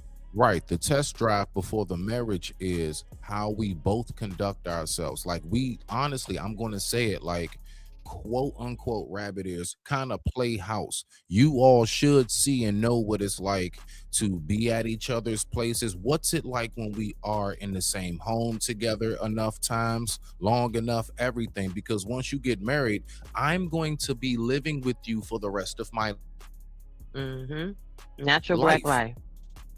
Unless it's one of the weird ass fashions that Jen pulled up with these couples that like to live across the street from each other. Y'all need to go check that video out on her channel. You know what I'm saying? But we're not doing that, right? We're not doing that. So my point is, like, I'm gonna have to be there. You know what I'm saying? Chop, what it do, baby? And then she clearly lives there. Like, they clearly live thick and living together. And he's not a bad looking man, because typically you would think that, oh, okay, well, maybe she's messing around and acting crazy, because that's the first thing I thought. Well, maybe she's not happy, proud to be with him in public, kind of thing. Because that happens too. Maybe so. But when he turned the camera around, I'm like, okay, well, he's not unattractive, so he can, But then remember, we talk about the other side of this too. This is what makes them incelish. This is what makes them turn into the JPs of the world. Like, oh, y'all women ain't shit because of this type of stuff. So now the next person that comes along, he won't be able to receive a good person in his life. But yeah, this is an age old conversation. Why buy the milk if you can get the cow for free? Why is she acting like she wifey when we got a husband a boyfriend acting husbandy, and we got a problem? We don't understand. It's the same shit. I'm actually fascinated with this. So Almond says, see, y'all got courting and dating for marriage wrong. Dating doesn't entitle you to anything. But courting does. But by the time you living together like this, sitting on the couch sitting on my couch in your house hoodie, we not dating. Real quick, Jen. I want to get my man AC in there because I don't know how much time Chop got. I see he popped back up real quick. Go ahead and get in there real quick, Chop. Let me go ahead and let you get in there. Oh no, she was cooking. Yeah, I was gonna let her finish rocking out. She was cooking. But okay, go ahead, Jen. Keep going. I'll comment. I'll finish where you started off at. My man. No, y'all so cute. No, that was just my observations from the video. Like, I keep, maybe, how I think how I think, especially after being exposed to some of this stuff in the space, I realized that I always can't just give the woman the pass and just be leaning on a sister code just because we both got vaginas. Like, girl, you wrong. So, you know what I'm saying? And then we also like I said, we also forget that that's how that creates that jaded person. So when we be like, who hurt you? When we got video footage on this situation, we know who hurt him. When we run into him, he gonna be such an asshole to the next person that no one's gonna have can get a chance. So I see both sides, and I don't always be wanting to let the sisters get off just because, we all part of the, traveling pants of the vagina, group or whatever. That's not a good enough reason. Because then, you know what I'm saying, and you mess it up for other people like me. Like, they'll never take a serious woman or someone who is sincere or has a kind heart. They're gonna never take us seriously, and then now we get hurt. So now we got 2 hurt people walking around for no reason because of this bitch. I'm sorry, go ahead. I want to say this briefly right before Chop get in there. Almond. All right, so let me ask you this, beloved. I love it. I love the interaction. I appreciate you. That is courting. Hold on. Wait a minute. No. Right here. Even if he was unattractive, you agreed to be in a relationship with him, and you receiving, so you don't get to not want to be seen with him in public. All right, so look, let me ask you this. Girl, bye with that. You don't even know. No. Wait a minute, Jen. No, because I see where I see where her thought process is. I'm not even gonna act like I don't. It's just it's her thought process of thinking. Now I just want to know this, Armin. Again, when I was speaking about the aspect of we should show like if I'm courting a woman, the number one reason why I'm courting, dating, everything, I'm just gonna take it from a classical, right? I mean from a classic traditional mentality. I'm doing all of this to make it very clear I want to be with you, right? So should we not, like, I do believe that a woman should be not entitled, but as part of the courting, she is going to receive gifts to let her know, I can provide, I am stable, things of that nature. And the gifts ain't always just flowers and chocolate and a dinner date. Just, she may need help with something. I want to let this woman know, now I can help you with that. You know what I'm saying? What you need, you need help with, get an oil change for your car. Just whatever, it could be anything, little simple shit in life. I'm going to go ahead and assist with that. I want you to know that you got somebody that you can rely on. You see? So that's just where I am in my headspace with that, beloved. So I was just wondering, you know what I'm saying? Like, do you believe that we actually should show our qualities? I'm not saying trick and simp and everything. And I'm not saying women need to be asking for money for dates and stuff. I'm just saying, do you not believe that we should show a certain amount of I am somebody that you can rely on? You see what I'm saying? Go ahead, AC. What you got? That's a good point.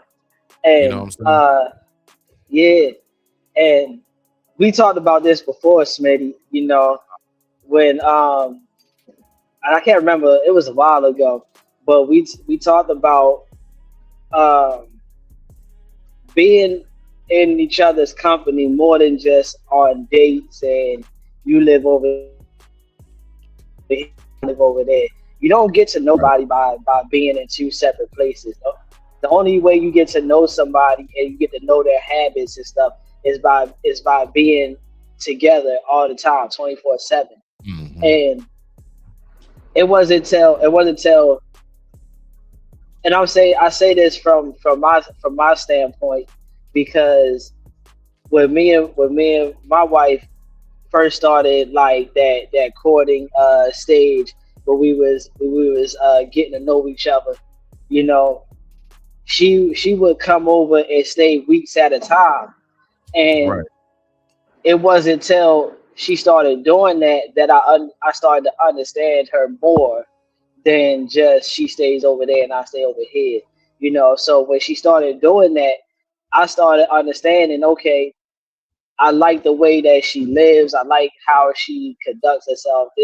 This is a person I can see myself being with forever. And then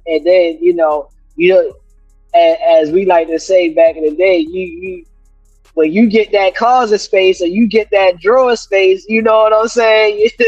you know that's the person that you plan on being there. I did the same, bro. I did the same thing, bro. When I the mother of my child, when we were together for 12 and a half years, she moved in with me. And I'm trying to tell you, it was a whole different dynamic when I had to slide. I never forget when I slid all my clothes hung up all the way to the end, just so she can have a bar rack. When I went on ahead and I started combining stuff in my drawers, because it's only 8 on the dresser, so she can have 4. Now my shirts, my pants, and my socks with my underwear. You know what I'm saying? Like, we do those adjustments, ladies. Yes, we do. Yes, we do. Yeah. So with that, I definitely agree with what Jen said. When you're on the couch in your night clothes, mingling with your toes out, eating snacks, burping and farting and stuff like that, because women do that. Women do that. Yeah, I mean, like, we're not dating, baby. We go together. Yeah, exactly. we almost go together. Yeah, and look, when she get comfortable enough to burp and fart around you, you might as well go ahead and put a ring on it, because that's the engagement right there. Engagement fart. Yeah, like because a woman is classy, bro. It's like she won't let you hear those sides of her. You know what I'm saying? Like she won't let you hear those sides of her. It's not till she get comfortable that you get that type of interaction. You know what I'm saying? And that's why. Wait, you think I didn't think of that? Of course I thought of that. That's gonna be the mood. I'm like, baby, how much I love you. Right. You feel me? You really do love me. Nah, for real. for real. Like, and that's why I be so hard on the dudes, is because like what you mean you don't want your girl to fart around you? What you mean you don't want to burp around? That's a natural body reaction. I don't. Don't you do that. You go step off. Look, good look. You know you got one come. Look, if one look, I already told my look. If one slip out, I understand that. Human, whatever, you made a move. You ain't know. Sometimes after having a baby, you know, sometimes that time of month, it be extra. I made it very clear, dog. The way you come in the door, how we stay together is you do the same thing every day. In the sense of, look, AC, I'm just gonna say, bruh. I'm just gonna say. You say if you was getting up going out the room. God have mercy upon us.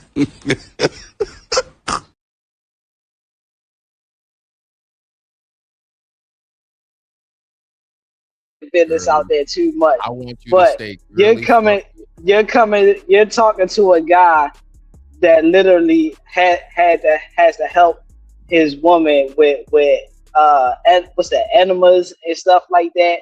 You know, I had when she, huh? Oh, really? No. Oh, no. Yeah, like when she broke her leg. Hold on. I want to make sure I say this before you say that. Brother, if your woman actually have some kind of whatever condition or something, bruh, like, please, forgive me. You know, you don't talk about that. I don't know that. You know, this is a first, and you've been on my panel many times. And I've been on yours as well, and we've never gone that deep. So I just want to let you know, I apologize if it's like some kind of condition, bro. That's totally damn different. Oh no, bro. Yeah, listen. This is a part. And this is what I want to get the people to understand. This is how you get 14, 15, 20, 30, 40 years of marriage. So I just want y'all to be we going on 15 years. So he said he wiped her bum when she broke her leg because she couldn't get.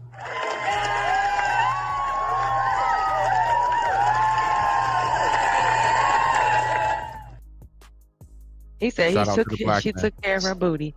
Okay, so look, did you hear about the story about the guy? I reviewed it. Go back and watch my channel. The story about the guy who took a year off to take care of his girl who had brain surgery, and she left him because now he overwhelmed with work and he's not romantic enough. So he literally took care of her while think she I was. did catch that one. I Yes. think So I listen did. what It he sounds just said. He familiar. was like, "No, you take care of her, no matter what." But then she ended up leaving him because she was like, "Wait, Yeah, that's sad. And yeah, you know what, what's gonna happen with that, right? Is that because God don't like ugly people, and mm-hmm. God sees everything. So what's gonna happen is she's gonna, and I don't want to say it to sound rude, No, but you when the saying it next right." time something like that happens, because situations like that tend to come back. When it Mm-hmm. comes back again, she's not gonna have nobody to do that, and Right. Just it's gonna be AC, sad. the only thing I disagree with is the God don't like ugly part. All right. God loves Baby Ruth from the Goonies as well. No, my God. you're talking about. I'm not talking about Physical physically ugly. I'm messing with you, bro. I know you talking. I'm messing with you, bro. It But was a that's the joke same that thing probably for this ain't hit all the girl. way. That's the same thing for this girl right here. She's so undamn grateful. What if he say get out, he say, but you can't take all the shit I bought you. Do you ever see when the guy says that? He said you could go, but you Mm-hmm. can't take nothing I bought you. So all that. So see, and then that's why I said it. That's why I called cap on it too, because when he showed that he brought her all that stuff, those things are not cheap. He bought her equipment. So and Yeah. it's probably because she just decided that's something she wanted to do. Which again, ladies, aren't we always complaining about how the man don't help you foster your dreams or doesn't support what you really want to do, even if you change your mind 14 times? You got 14 different things around the house he done paid for and help foster your dream, because he's giving you that nice little comfortable life. If he's paying all the bills, guess what you get to do with your money? Go and explore your talents and expand your skill set or go back to school. So now you get to do that, and this is how you act, right? Because he's pointing out, listen, she got a fucking green screen. So that means she got a camera. That means she got probably a podcast, a YouTube channel. All that shit All of costs. that. No. Listen. 2 keyboards, but listen, real quick, y'all. Let's get back to the video real quick, and y'all tell me when to push pause. Let's go. Let's really look at what's going on, because this is deep to me. Yeah. If you want to do all that, look how she walking away, y'all. Look how she walking away. Y'all already know what's going on. Let me tell you. Hold on. Let me tell you what's going on right now. Look, I done bought this for her. I done bought this for her. Because she want to do music and everything. Hold on. This, she want to do photography. I done bought all this back here and everything. Yeah, good job. I want y'all to see it. You know what? That's a bet. You mad because it stays single, but you really about to be single because you doing the most. How old are you? You got me on social media. You doing all of this. We've been together for all of this time, and you mad because Exactly. Look. Just hey, like y'all, a man. check this out. Just like a man. Check this out. We've been together all this time allegedly, but allegedly social media, she's been single all this time. And so what? We've been together for how long? And you coming to me talking about I'm single and we've been together for how long? I don't know where you going. Talking about social media because my shit say social media. This is going on social media. Yeah. You finna be real famous after this. Okay, I'm gonna be famous. Yeah, you finna be real famous. I can keep my status. You finna be real famous. Status is what it says. Go ahead. It's been this long anyway, right? Long. It's been. Come over here since I'm gonna leave. You doing all this for what? You must got somebody else on the side that you want to call over here because you want me to go. You know, I just might. You doing at this point. Look at the reverse bullshit. Now you Where little David Williams head at? You see the reverse BS? Because I'm finna leave. Who you got coming over here? Come on, man. That's manipulative tactics right there. Normally it's a man, yo. That's what I'm saying. Normally the woman is like, I done did all this for him, and he go look, and he is the normally that person that's in this doorway would be a man. And we would be like, okay, and nothing. She was over there playing wifey. Why she ain't wait for the ring? Why she ain't keep her legs closed? All that shit. This is literally the trading places. Usher saying it. So that's definitely why reverse. Are we feeling differently? Why do we thinking differently? He over there playing husband. Why he ain't keep his dick in his pants? Why we not saying all that other shit?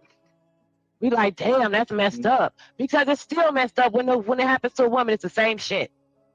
Same shit. So and then she just deflecting and the pew pew and she moving like damn Matrix up in here, like dodging them shits. Nah, real talk. I would and I would also say to that too. Not only is she deflecting, you can see what age bracket she's in by even though she may be older than that, but you can see the age bracket she's stuck in. You know, Arrested Development, right? exactly. That's that arrested development. The way as though she's thinking like a minor. She's thinking like a kid.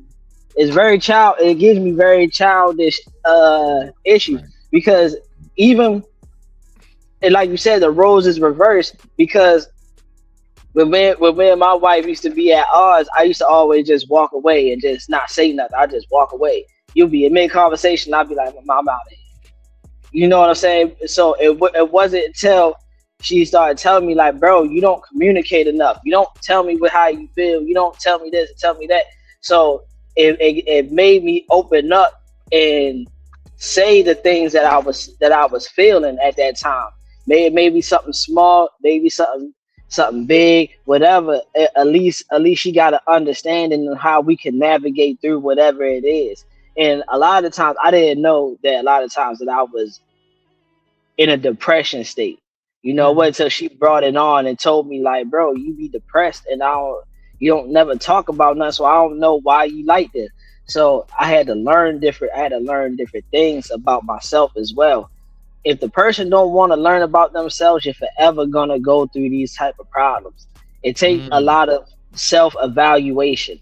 And that's what I'm very good at. I'm very good at analyzing myself and, okay, I did this. Now, why was I the cause of this? Why did I cause this? How did I cause this? How can I fix what I caused? These are a lot of things that people are scared of. They can't look in the mirror and look at themselves and be like, how can I be better? Instead, when people start saying stuff, the first thing they do is they get in the Philly shell because now they're on defense. That's a fact. You took the words out my mouth, bro. You there you go. Because I know exactly where you coming from with that, bro. Like they go on the deep, they try to shuffle and move around that ring because they don't want to rest any. I knew exactly what you and they wait for that slight little opening to throw that counter shot. That's just what she did. That's exactly so if you want me gone, who else is coming over here? That's the counter shot. Yeah. Because now she's trying to make it seem like you're the one that's the problem. That's a great analogy right there, Chop. I ain't gonna lie. That was on point, bro. So Almond, she says that was too much for them not to be married. He didn't even better. We see cap on that because we already know some of the vet. Listen, we already found out statistically a person can be their representative for almost 18 months before they they physically stop doing it. Like they can put up a whole front. So you don't know. No, I'm not taking that because vetting. What's so stupid about this conversation when it comes to the vetting is that we are all having the same conversation. So you guys are learning what the women are understanding about vetting to do what the women are understanding. And same thing for the men. Right. You guys are hearing us out in the open say, hey, if the men would do X, Y, and Z, we can vet them better. So the men go do the X, Y, and Z. So now we vet them better when it's not even a real deal. They're just doing what we're saying, and we're learning to do what people are saying because we're saying it. So if you're going to be a representative, because clearly maybe now this is the real her. So the woman that he thought he was with, which was someone who was dedicated to him, right? You know what I mean? Is not the same person. So the vetting is that her representative has been in front of him all this time, not her. Okay. And to add on to that real quick, because I'm ready to be pulling up the church in a couple of seconds. And to add on to that, a lot of people, men and women, use these different tactics to try to get a person to act how they want them to act, instead of building how they both should act. Instead of building something for the betterment, they try to use these tactics to get them to act how they want to act while they don't change and change their personality. And then when it backfires, that's when you get that. Oh, you've been doing this for all this long time. Why you want to change now? I got because you. I only did this because I wanted you to I wanted to show that I was really into you. Mm-hmm. That's why I But said you he's not- now getting a different woman. That's not the woman he met. He signed up for. I got you on that. Nah, I get you, Chop. I just want to say this part briefly in regards to what Almond said. That was too much not to be married. That first part right there, I actually do agree. I actually do agree. Now, again, remember they said we've been together all this time. Now, we all know people nowadays, all this time could be 5 months. I'm gonna be real with you. If all of that is bought and their relationship is under 3 years, yeah, I'm not gonna lie. That is she has a point. No, he's dating her intentionally. She just fucking up the bag. She fumbling the ball. He's dating her intentionally. He's saying, "Hey, I bet that's his place. I bet that's not her place." So that means she moved in with him. Where's her shit? So you know what I mean? Hold on. Okay. So Jen, during the dating stage, is there anything that called a ceiling, a cap? What is the cap? Like, for example, we would even say in these spaces, oh, well, you shouldn't mind a coffee date. Why do y'all need a $500 date on the first date? So let's just go ahead and take that same energy and let's put it into this mode right here. That's all I'm saying, beloved. Like, I still feel like if that was a man, we wouldn't even be having this conversation would go this way, because we'd be talking about her playing wifey and why was she not keeping her legs closed and why she couldn't tell that he wasn't shit. Well, we have the same conversation. Maybe. Okay. I gotta get off. Peace and blessings to y'all. Yeah, man. This is shout out again a wonderful topic. Thank you, man. Have a wonderful, blessed day in church, man. I know you about to go ahead and get Reverend on there, so go ahead, do what you do, bruh. Yes, sir. Oh, I'm sorry, I was cussing a whole bunch. I'm sorry. Nah, you okay? All right. Go ahead, Jen. No, how y'all give me pancakes with no syrup? I can't even eat my breakfast. Oh, I ordered food because I was online with you, and they didn't even send me a syrup. I don't understand why they do that. I never did that. If I could reach through the screen, I would go ahead and hand you some of this Miss Butterworth that's in there. Let me go ahead and bring somebody up to the stage who actually came into the door. Y'all give it up for the absolute youngest OG you ever met. Timepiece Frosty, that's why you only get one chance to cross me. That's right. What's going on, Riaz? How you feel? Not much, man. Chilling. All right, Riaz, real quick before you get to firing off, because I know you coming up ready to gun. Let me go ahead. Let's get back to this video real quick. Hold on, Jim. Did you finish what you wanted to say briefly about your breakfast? Did you want to tell us anything more? No. All right. So we're gonna get back to the video real quick, and when I pause it again, I'm gonna let you. Damn, they ain't send me a fork. Okay, I'm sorry. Damn. Okay. They just hold me today. We letting Jen get it all out for the morning, y'all. I'm done. So, all right, cool beans. With that being said, I digress. My mic is muted. The time right now is 10:37 a.m. East Coast Standard Time on this beautiful Sunday spring morning. Much respect to you all. Thank you for tuning in. At this point, it's been this long. You've been single this long. I've been single this long, apparently. Let me know when to pause. I got your picture. Yo, I got your picture on my profile and everything, too.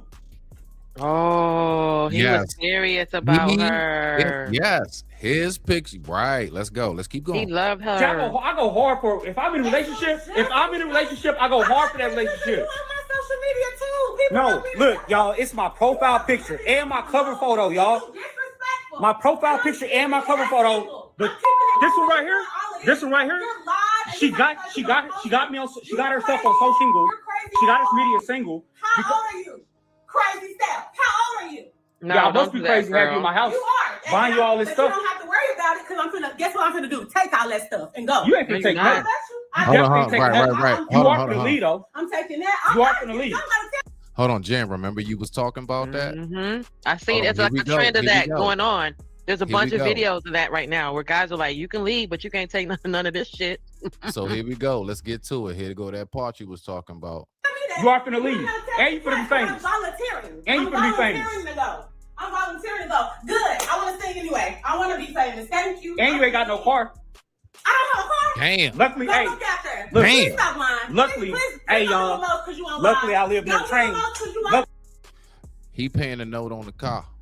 Girl, you stupid. See? He pays the note on the car. See? Hey man, hey, luckily I live near the train. Yo. Hey y'all, luckily I live near the train. Hey, don't busting my door. Hey, Don't close the door. don't busting my. Don't close the door on me. You Look, heard man. what I said. You I want y'all to see. I ain't touched. Hey Hey, y'all, I want everybody to see. I ain't touched her or nothing like that. All I want her to do is get out of my house and everything. I'm about to get out your house, but you can get out that lie. You can get out live because you're childish. Why are you worried about the live? This is so childish. Get out. You see? You can stop talking to me. I'm gonna call my brother over here. I'm finna. Where's my phone at? Because I'm gonna call my brother. Oh, hey y'all. Now she about to call her That's his brother. phone. That's his phone. He paid the bill. Now she about she's on his plan basically. Oh, then he 9 just times throw out out. of She ain't 10 got no phone probably. service. The phone I bought. Yep, he said it. Everything in her because she can't keep a job. She can't keep a job. She not gonna work because he's taking care of everything. I pay the car note. We're gonna see how I make it without you. I will say this: she do pay the insurance on that. Single. Everything is single, and I'm gonna make sure. You been that way. Where's my phone so I can go? Where's my phone? I don't know. And you Hey, just yeah. stop Should've following bought me one. around this house. Hey y'all, let me show you how chaotic this. What is the point of you still being on live? Like, where are you getting out of that for real? She's Because I want the more world to worried see. about I didn't that. put my hands on you. The world to see what? I didn't put my hands on you. Followers. Who's the world? You want the world to see what? No, they all gonna see this. It's gonna get shared and everything. Share the what? What you think you're gonna get a viral moment? Out of what? You Man, hey, get out. Do you know? Get out my house. I'm Get not out. going nowhere until my brother Look, comes man, back I ain't trying to put my hands on you. Get out. And you better not. And Get you out. better not. Get out. You better not touch me. Fellas, this is the type of disrespect that modern. All right. What you get from that, Jen?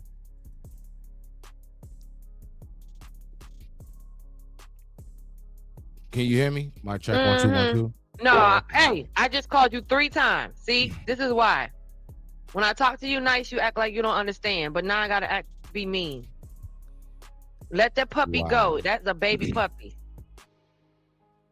You scaring them. I'm sorry, y'all. I was talking to my daughter, that's why I was on mute, because he up here scaring folks. Oh, I thought you was. I was confused. I thought you was talking to me. I'm like, what did I do?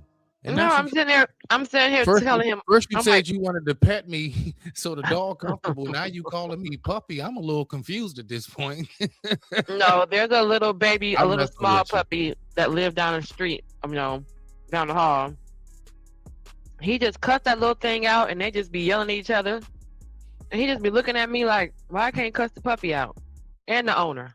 Nah, he's looking at you like, why can't I do what you pay me for? So you pay him with belly rubs and something to eat. You see what I'm saying? He's like, look, what I do in return is I bark at shit that I think is a threat to you. It's a threat. It be listen, we That's be walking. all it is. Like, please remember that. And I tell people that with dog side note real quick, like, yo, I get it. Like, if they just bark and be barking, that's a little bit different. Like, for example, that's why I say, if you don't like that, don't get a beagle.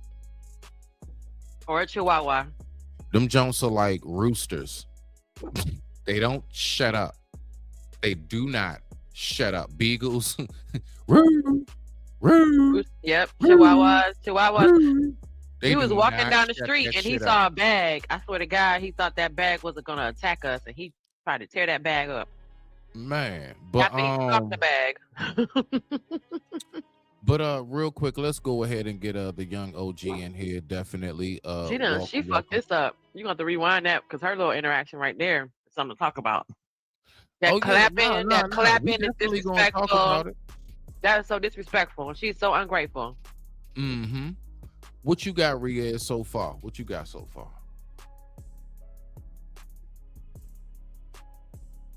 Mic check 1 2. Mic check 1 2. Riaz. Mic check 1 2. Going once. going twice, 3 times.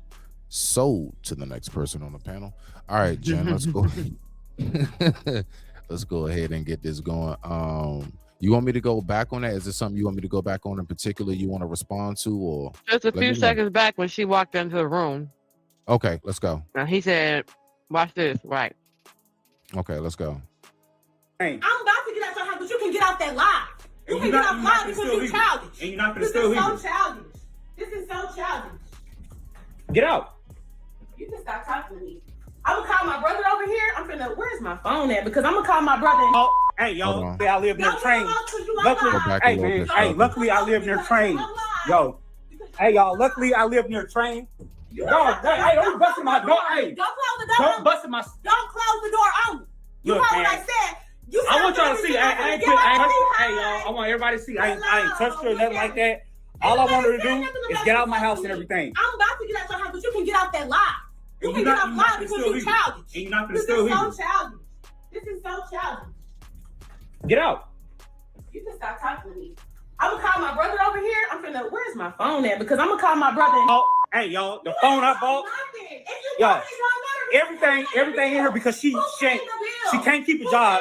She can't keep a job. I can't keep a job. Okay. Well, let's see how I pay the car note. We're gonna see how I make it without you. I will say this: she do pay the insurance on that. Everything is single, and I'm gonna make sure. You been that way. Where's my phone so I can go? Where's my phone? And you can stop following me around this house. Hey, y'all, let me show you how chaotic this. What is the point of you still being on live? Like, what are you getting out of that for real? Because I want the world to see. I didn't put my hands on you. I didn't put my hands on you. Followers. Who's the world? You want the world to see what? No, they all gonna see this. It's gonna get shared and everything. Who? Shared to what? What you think you gonna get a viral moment out of what? You Man, right here. Hey, get out. Right here. You know?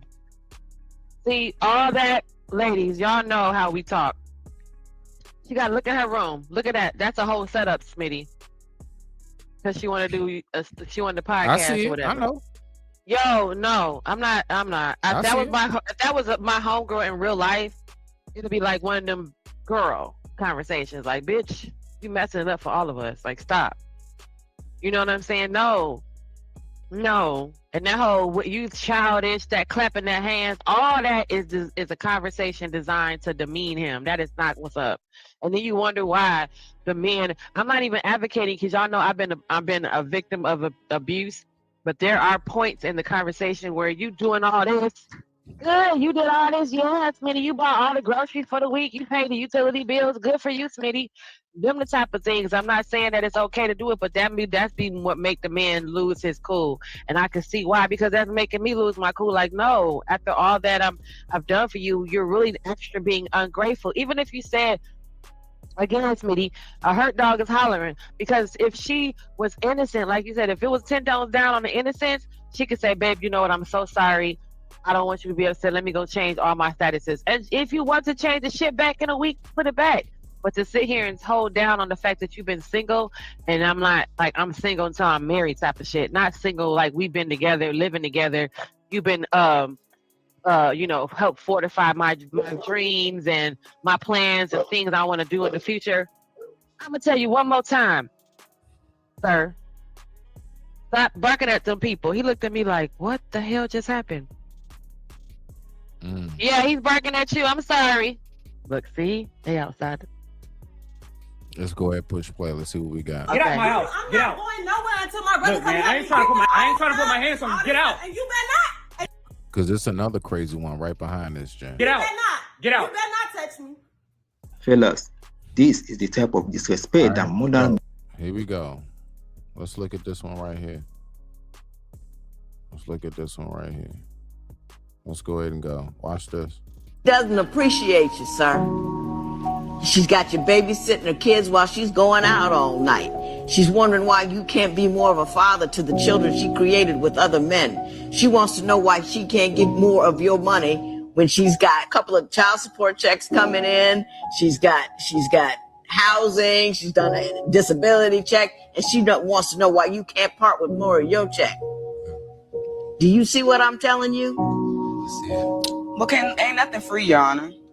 He's not finna just be with me just because, I'm I mean, he's gonna have to help out because I pay all the bills, so Your Honor, he does not. I pay all the bills and get Mr. my Nevins, money. do you understand what I'm telling you? I'm not talking to her because I don't think she could hear me. I'm talking to somebody who I think can hear me. Can you hear me? Am I saying anything that your family's ever told you? Yeah, they tell me that every time I see them. I don't know them, they don't know me, but we're both telling you the same thing. What does that tell you? Keep your family out your business. Don't want you back on this property. She just destroyed the whole message with that shit. Step out, leave the property, or you go to jail. Step out of the property or you want an handcuffs. Ma'am, you hear what I said? Motherfucker. No, off the property. That means out of the parking lot, off the sidewalk. If you come back onto this property, sidewalk or parking lot, you go to jail. Motherfucker, bro, you are ridiculous. I was using the bathroom and I had It doesn't matter. Other people need to use the bathroom. I know my rights. You have no rights on private property. If they don't want you there, you have to leave. It's not private property. Yes, it is. It's a public restaurant. It is a private entity. You know what? You know what? This is your last chance. Leave or you go to jail. I'm off the property. No, you're not. You're still in their parking lot. You guys want her to leave, right? Yeah. Okay. Still in the parking lot. All right. And who's the manager? I know my rights. Okay. And you want her to leave? You're gonna get hit by a car. In the bathroom. I mean, it's just for her too. You're missing the point. Yeah, so that's the part that really kills me about the whole thing. Hold on, y'all. Let me hold on, wait a minute. Where's this still playing from? Give me 1 second. Oh, I got it. Boom. But nah, real quick though, on a recap about this music industry and stuff, because I actually wanted to get back to that because it was about 5 minutes or so left on. Can you hear me? Yeah, I'm still here. All right, there you go. Yeah, so I mean, you know. Is Riyadh still up here? He didn't say anything. Oh, he'll get in there when he wants to. Mm-hmm. You know, brother. Yeah. Young OG will get in there when he wants to. But let's go ahead and get back to this this one right here. So let's go ahead and share this. Let it dry a few minutes. Boom. Thank you. All right, bow. Let's do it. Let's rock out. Oh, noise. We all remember the hashtag Bow Wow Challenge. He posted a photo of a private jet to Instagram, implying he was flying solo. But a fan spotted him on a commercial flight, sitting in economy, at the exact same time. He was mocked for faking it. But in a candid interview later, he admitted the truth. Everything is for the show. He wasn't just being vain, he was participating in the industry-wide Ponzi scheme of image. Basically, I was traveling to New York and I was on a commercial flight. So I saw a picture that I liked. It was my mood picture. So I posted, I put travel day. So someone's on the plane, they take a picture of me and says, well, that's kind of odd. How is he flying private when he's right here in front of me? So he sent the picture in, and then once he sent the picture of me on the plane, it, all hell just broke loose. And bro, I'm normal and I make mistakes and I can own up to it. Right. And you know how many jets we done been on since then? Yeah. There we go. I had no reason to do it, but I did it. And I got caught flexing. Right. The fake flex. Right. Let's break down the inventory of a standard rap video. Almost none of it is owned. The cars, leased. The label often writes them off as a business expense. It's a tax it's a tax write-off. Write-off for them, but a liability for the artist. The jewelry, consignment. High-end jewelers loan pieces to rappers in exchange for a shout-out. It's a barter system. They loan it? No, Yes. Listen. Not give it. Hey, I'm going to give you this. It's yours to shout me out. Nah, I'm going to let you borrow it. It's still mine, and my name gets out there and I still get my shit back. Man, these niggas, man. Jeez. We heard that in a lovely ballad by the incomparable Paul Wall that says, "Smile for me, daddy. Let me see your grills. Yeah, your grills." Wow. So even your grills were not your grills. Facts. Mansion, Airbnb, rented by the day for the shoot. Most of what you see is a liability, not an asset. They are using the loan from the label to rent the image, to get the next loan. They are running a business with 90% overhead. And it works until the hits stop coming. But you might say, okay, Bow Wow was faking it. But what about the guys who actually had hits? Fair use, fair use, fair use. Almost forgot. The ones who printed real money. Well, the system has a trap for them too. In the late 2000s, he was undeniable. He was on every hook. I was the music Jesus, man. You want to get saved, come to the church, T-Pain, and I'll slam your hook on there, and I'll make sure you're good for at least 3 more years. You'll be fine. He revolutionized the sound of the genre. He had $40 million in the bank. And then he hit zero. He famously admitted in an interview. His wife is about to How leave do him. you hit zero? Yeah, he had a tumultuous million. story. Yep. That he had to borrow money just to buy his kids Burger King. When you say you was broke, was you at like $0 broke? I had to borrow money to get my kids Burger King. Wow. Yeah. After having, what's the most you ever had in the bank at one time? 40 million. It was a lot of bad investments. A lot of things. What did you invest in that didn't work for $40 million? What were you invested in? Real estate. Real estate. Yeah. And he bought a bunch of property. Yep. Y'all remember that? Nah, I don't. I don't know the story too much. You may know. And then I think, his wife, y'all know he got slammed for having a white wife. Oh, okay. Yeah, so yeah, but that was his thing. He was buying, because I think he's down in Florida. So yeah, he was buying a lot of property that wasn't sustainable. And I forget something he bought was like underwater or some shit, like it got flooded. So yeah, he had a couple issues. But I remember mean like one of them underwater hotels or something? No, like you know how the landlord knows things that doesn't tell you, and then you sell you the property and it's really marsh. Because they're down in Florida. He was in Florida, I think, and then it was like all marsh property, supposed to be like waterfront property type of thing. And it was really a hazard, like more of a problem than it was an investment. But yeah, I remember that. And I think I want to say it was like a restaurant or something he was buying into, but not running the restaurant, but just partnering or buying into a restaurant. That didn't work out. Yeah.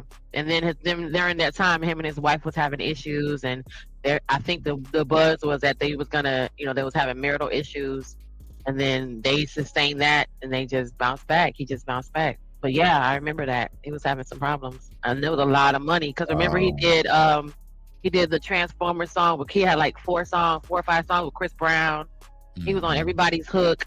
And so he was getting, and he's still getting residuals from. Oh yeah, that was him, Chris Brown. Yeah, that Brown, was. Yeah. It's been a minute. He was on a lot of shit with Chris Brown. It's chopping. Oh no, he's been on a lot of stuff. Period. He's another one of them kind of like Neo. He's been behind the scenes on a lot of the producing and writing. He gets a lot of money back from writing songs. Yeah. Well, writing for people who you wouldn't even think he was writing for his genre, right? You never knew. Yep.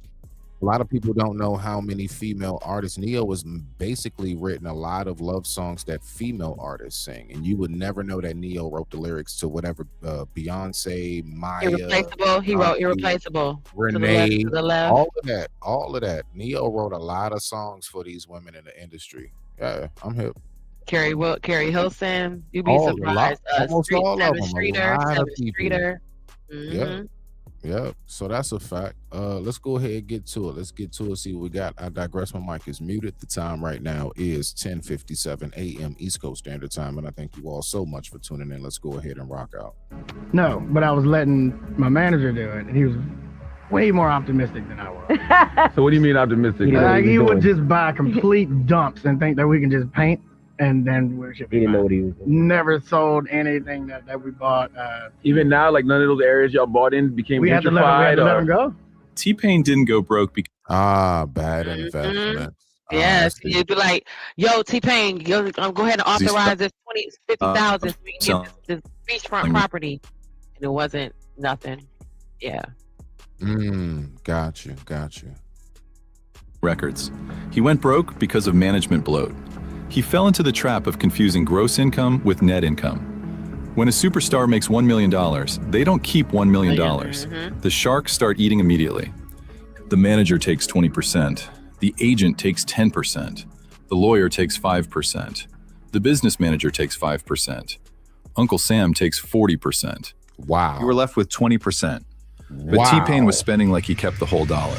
Payne had got to a certain level of his career where he was competing with me too. Interesting. So we would have real conversations. I'd be like, yeah, Payne, I don't think you need to buy that car. This is also a pretty good, like, kind of basic introduction for folks who not hip to how finances and business work, for anybody who might be listening, like, because it's a lot of little stuff I'm learning as well, like, goodness gracious.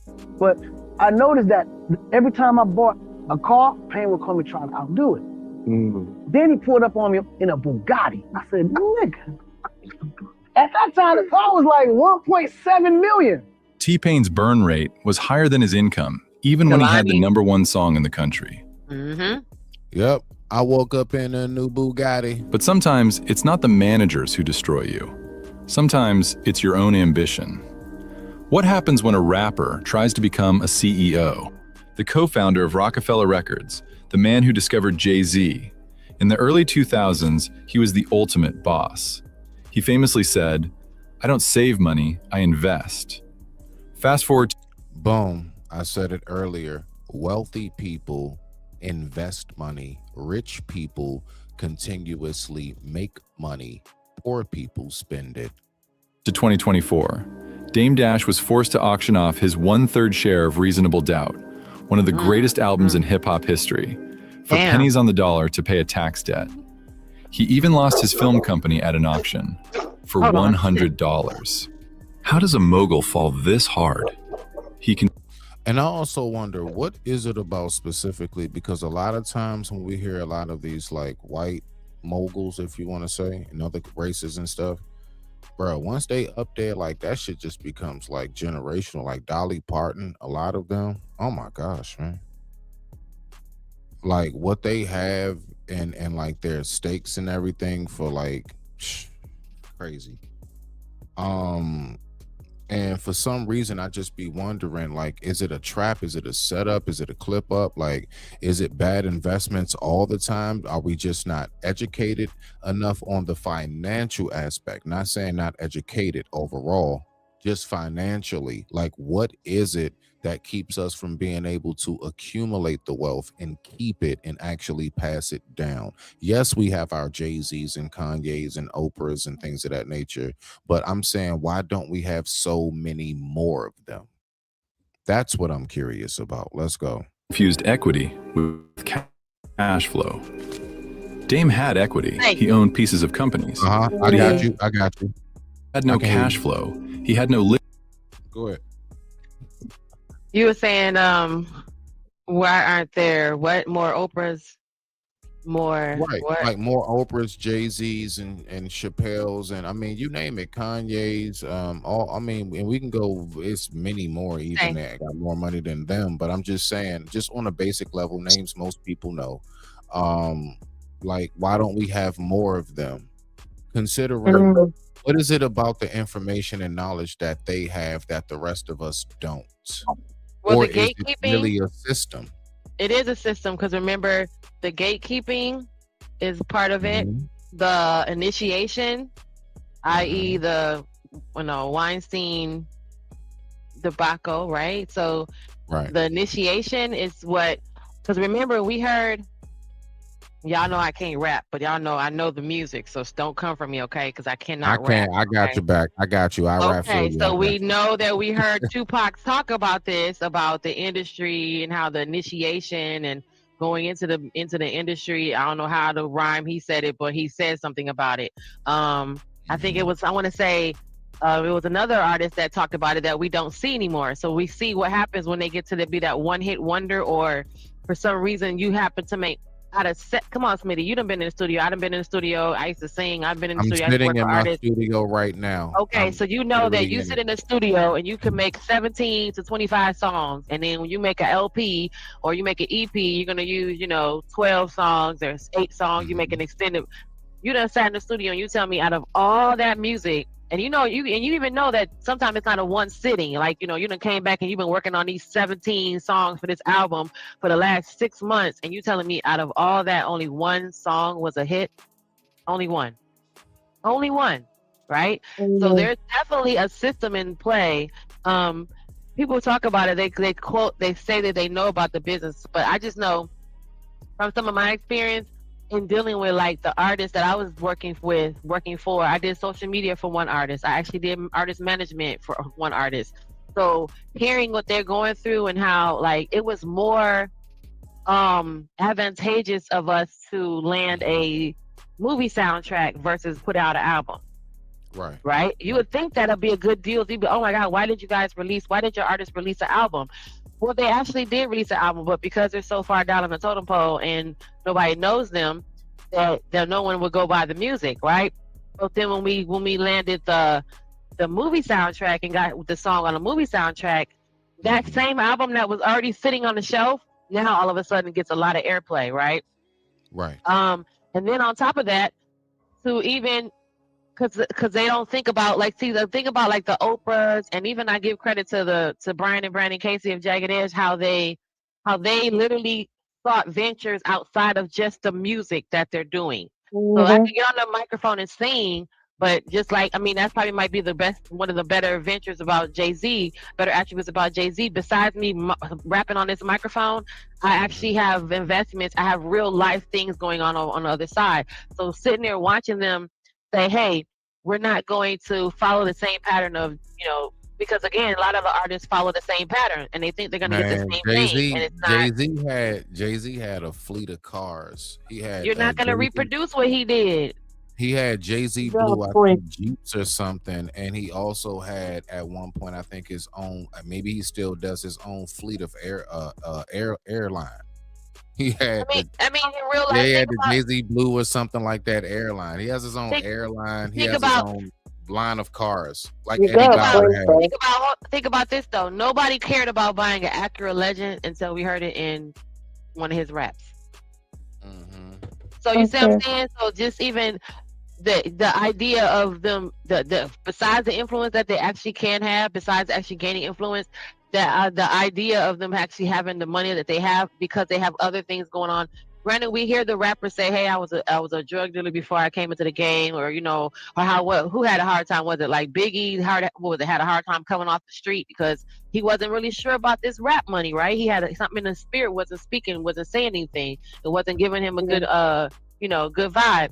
But seeing that, I saw how an artist landed a song on a movie before they released the album, just to release the same exact album shows you that there's a system in play, that they knew how they had to put some checkers, some pieces on the board first to be able to move like that, because they just couldn't, no one was supporting the artist. And this is back in the day, Smitty, when we were going around actually like putting CDs in stores and doing consignment deals with record stores and, going into the mall and seeing if we can get the song on the shelf. Yeah, even back to when we was going to sell CDs at the daggone Metro. But even have to sell them in the back of your car as well, though. Actually, that's what J. Cole's doing right now.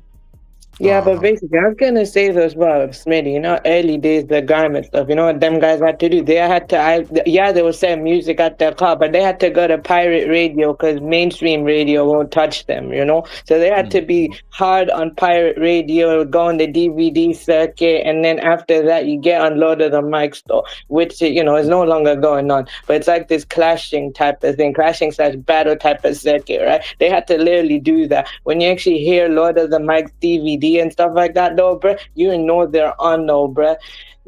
Like them platforms. Later, though, of course, you had like YT, then you had MySpace type era, with that as well. And also also though with grime as well in them days as well, they had a choice: either stay in the grime scene or go pop to make money. Because you can make money in grime, but you can't commercialize it. So if you want to actually make money like that, you have to make a pop record though in order to make a lot of money. But that was in them days though. Nowadays you can make a lot of money off grime though. No one guy though, right? He basically 25, right? But he's made 100 bags off grime, basically. 100 bags. So what you're saying in a nutshell, Riaz, is that the dynamic changed with hip hop. Yeah, hip hop / grime though, because I'm speaking on like how it works for me, bro. Over here. Hold on, Riaz. Hold on. Yes, hold on. Let me just get the full question out so the audience can hear clearly as well. You see what I'm saying? All right, I'm listening. So Let's stop. No, you good. So you're saying that the dynamic changed for hip hop and rap when social media came about, things such as like a Facebook, a MySpace, Instagram. You're saying that changed the dynamic of it? Is that what you're saying? It changed the dynamics / the game a bit more. Yes, you had the DVD circuit for a period, and when social media, like how socials now, how we using socials now though, bro. Basically it's changed now though, so it's a bit more. Yeah, it's competition over here though, but it's actually more easier though in a way though compared to back then days though. In the UK hip hop scene, no, it's much more easier, now to basically to blow up more than it was back in the day. But at the same time though, with algorithms too though, bruh, it's a bit more competition too though. And also the other people, whatever formula, that person got, other people got many formulas like them. You have to find a way to actually, stand out and be unique too though, So of course those just did change the dynamics too. And stuff like that. But of course, they'll sell DVDs and physical type thing as well. But it's mostly streaming. When streaming entered, though, the game was changed. Yeah, it did. Because that made it so that anybody can be, like I've always said, Smitty, that we're on the same. You're right on the same right now. You and Beyonce are the same status. You, Beyonce, P. Diddy, Jay-Z, all of them, because we're all on the same platform. So before it was. There were platforms to reach to be able to say that you are an artist because no one heard about you, so you're selling CDs out the back of your car. Now people are hearing about you because the CDs at the record store, but ain't no more record store. So now it was because I remember when Tupac came to Michigan State. And he was nobody. Right. He was literally like, there was no all around the world. There was none of that. He was that nigga that was just, and it was like, how are you a fine, handsome rapper? Because rappers is ugly, right? So no. Well, hold on, Jen. For the record, remember, Tupac started off as a backup dancer. I know all that. I'm saying he came to Michigan State and he was nobody. He wasn't the Tupac. Right. He was just like with Eminem. When Eminem used to perform at St. Andrews, he was just Marshall Mathers. His hair was still brown. He was not Eminem. So that transition, going from that point to that point.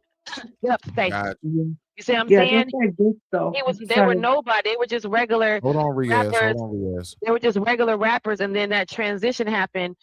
That took them. Before it used to be an actual transition. There used to be an actual. Oh, I used to see him perform at the club. At the hole in the wall. Now he's doing. Now he's doing the school arena. I used to see him at the school arena. Now he's doing the summer jams. I used to see him at summer jams. Now he got a whole concert. You got to pay to see this fool, right? Like Big Sean. Man. Big Sean did the same thing. He was performing at Wayne State. He was Mr. Wayne State.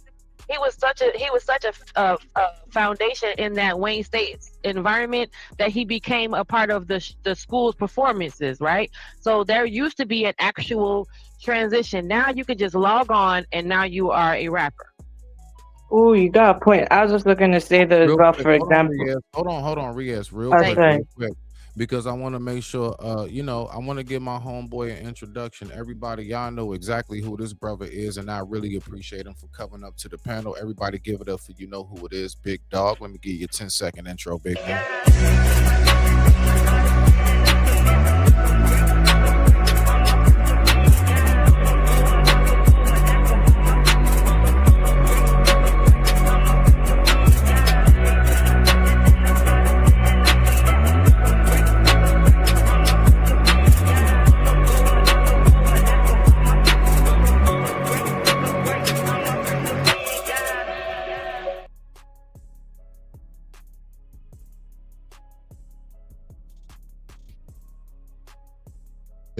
My bad. What's going on, big dog? I was on mute. Mic check 1 2. You there? Hello. Hello. There we go. My G. What's going on with you, homie? Can you hear me? Of course not. I hear you. Morning. Sugar. What's Morning, going on? morning. Hey, what up? What's going on? How y'all doing? This good morning. Talk to me. Good morning, sugar. I know you got something to add to this. What you got, big dog? Man, I just turned you on about 15-20 minutes ago. You know, I caught the part where you was talking about Bow Wow and the plane and T-Pain. So, I mean, what you on there so I can jump in or jump out, whatever the case may be. Okay. So we had the one topic when we was talking about this dude that bought everything for his girl. Oh yeah, show him that. She was tripping. All right. Let me go back. How long you been up? Show him that part. You ain't gonna be able to explain that and do it justice. You got to see that. Just even see that part. How much I missed, Smitty? How long you been up here? I'm going on. I'm on 245. Yeah. Okay. Oh, look at you growing up talking about 3 hours. Oh. Okay. You about to be a big boy now. Okay. Schmidt, I would take this Schmidt from Jen. Jen be slick trying to G check. You can't say nothing to me till you start doing 6 and 7 hour shows, baby. Come to me when you do 4 and 5 hour. Schmidt do his little 1, 2.5 hour and be like, and beloved, have a good day. I don't blame him. Shit. I just now started doing 2 hours. Yep. My damn I'm self. trying to tell you, bro. I be right up out the door, bro. Like, but listen though, y'all gotta remember in the beginning of all my lives, I always say, like, because let's really think about it as content creators, right? We're in an interactive space. I make it very clear. This live will be extended as long as you all allow it to be. More interaction. You guys pop up. We talking. We about, getting it in with the convo. Then the live is extended. If y'all just depending on me to come up this, I'm going to say what I got to say, and I'm going to be up out of here. Y'all really going to see how actually long-winded I am, which really ain't that long-winded. I got just enough to say about what I want to say. If nobody's interacting, I'm out. And that's what most people do. All of them do that. I know folks that'll shut the show down if you ain't cash apping them. They got a whole chat. They got a whole everything. They can let them not get money. They gonna the chat will be flying. They be like, "Well, it's time to go. I haven't got a donation in 2 hours." What are you talking about? So I be up here on the solo dolo. Everything that Smitty is growing this bad. I'm grinding it out. I'm getting it out the mud. How we really say it, like dead ass.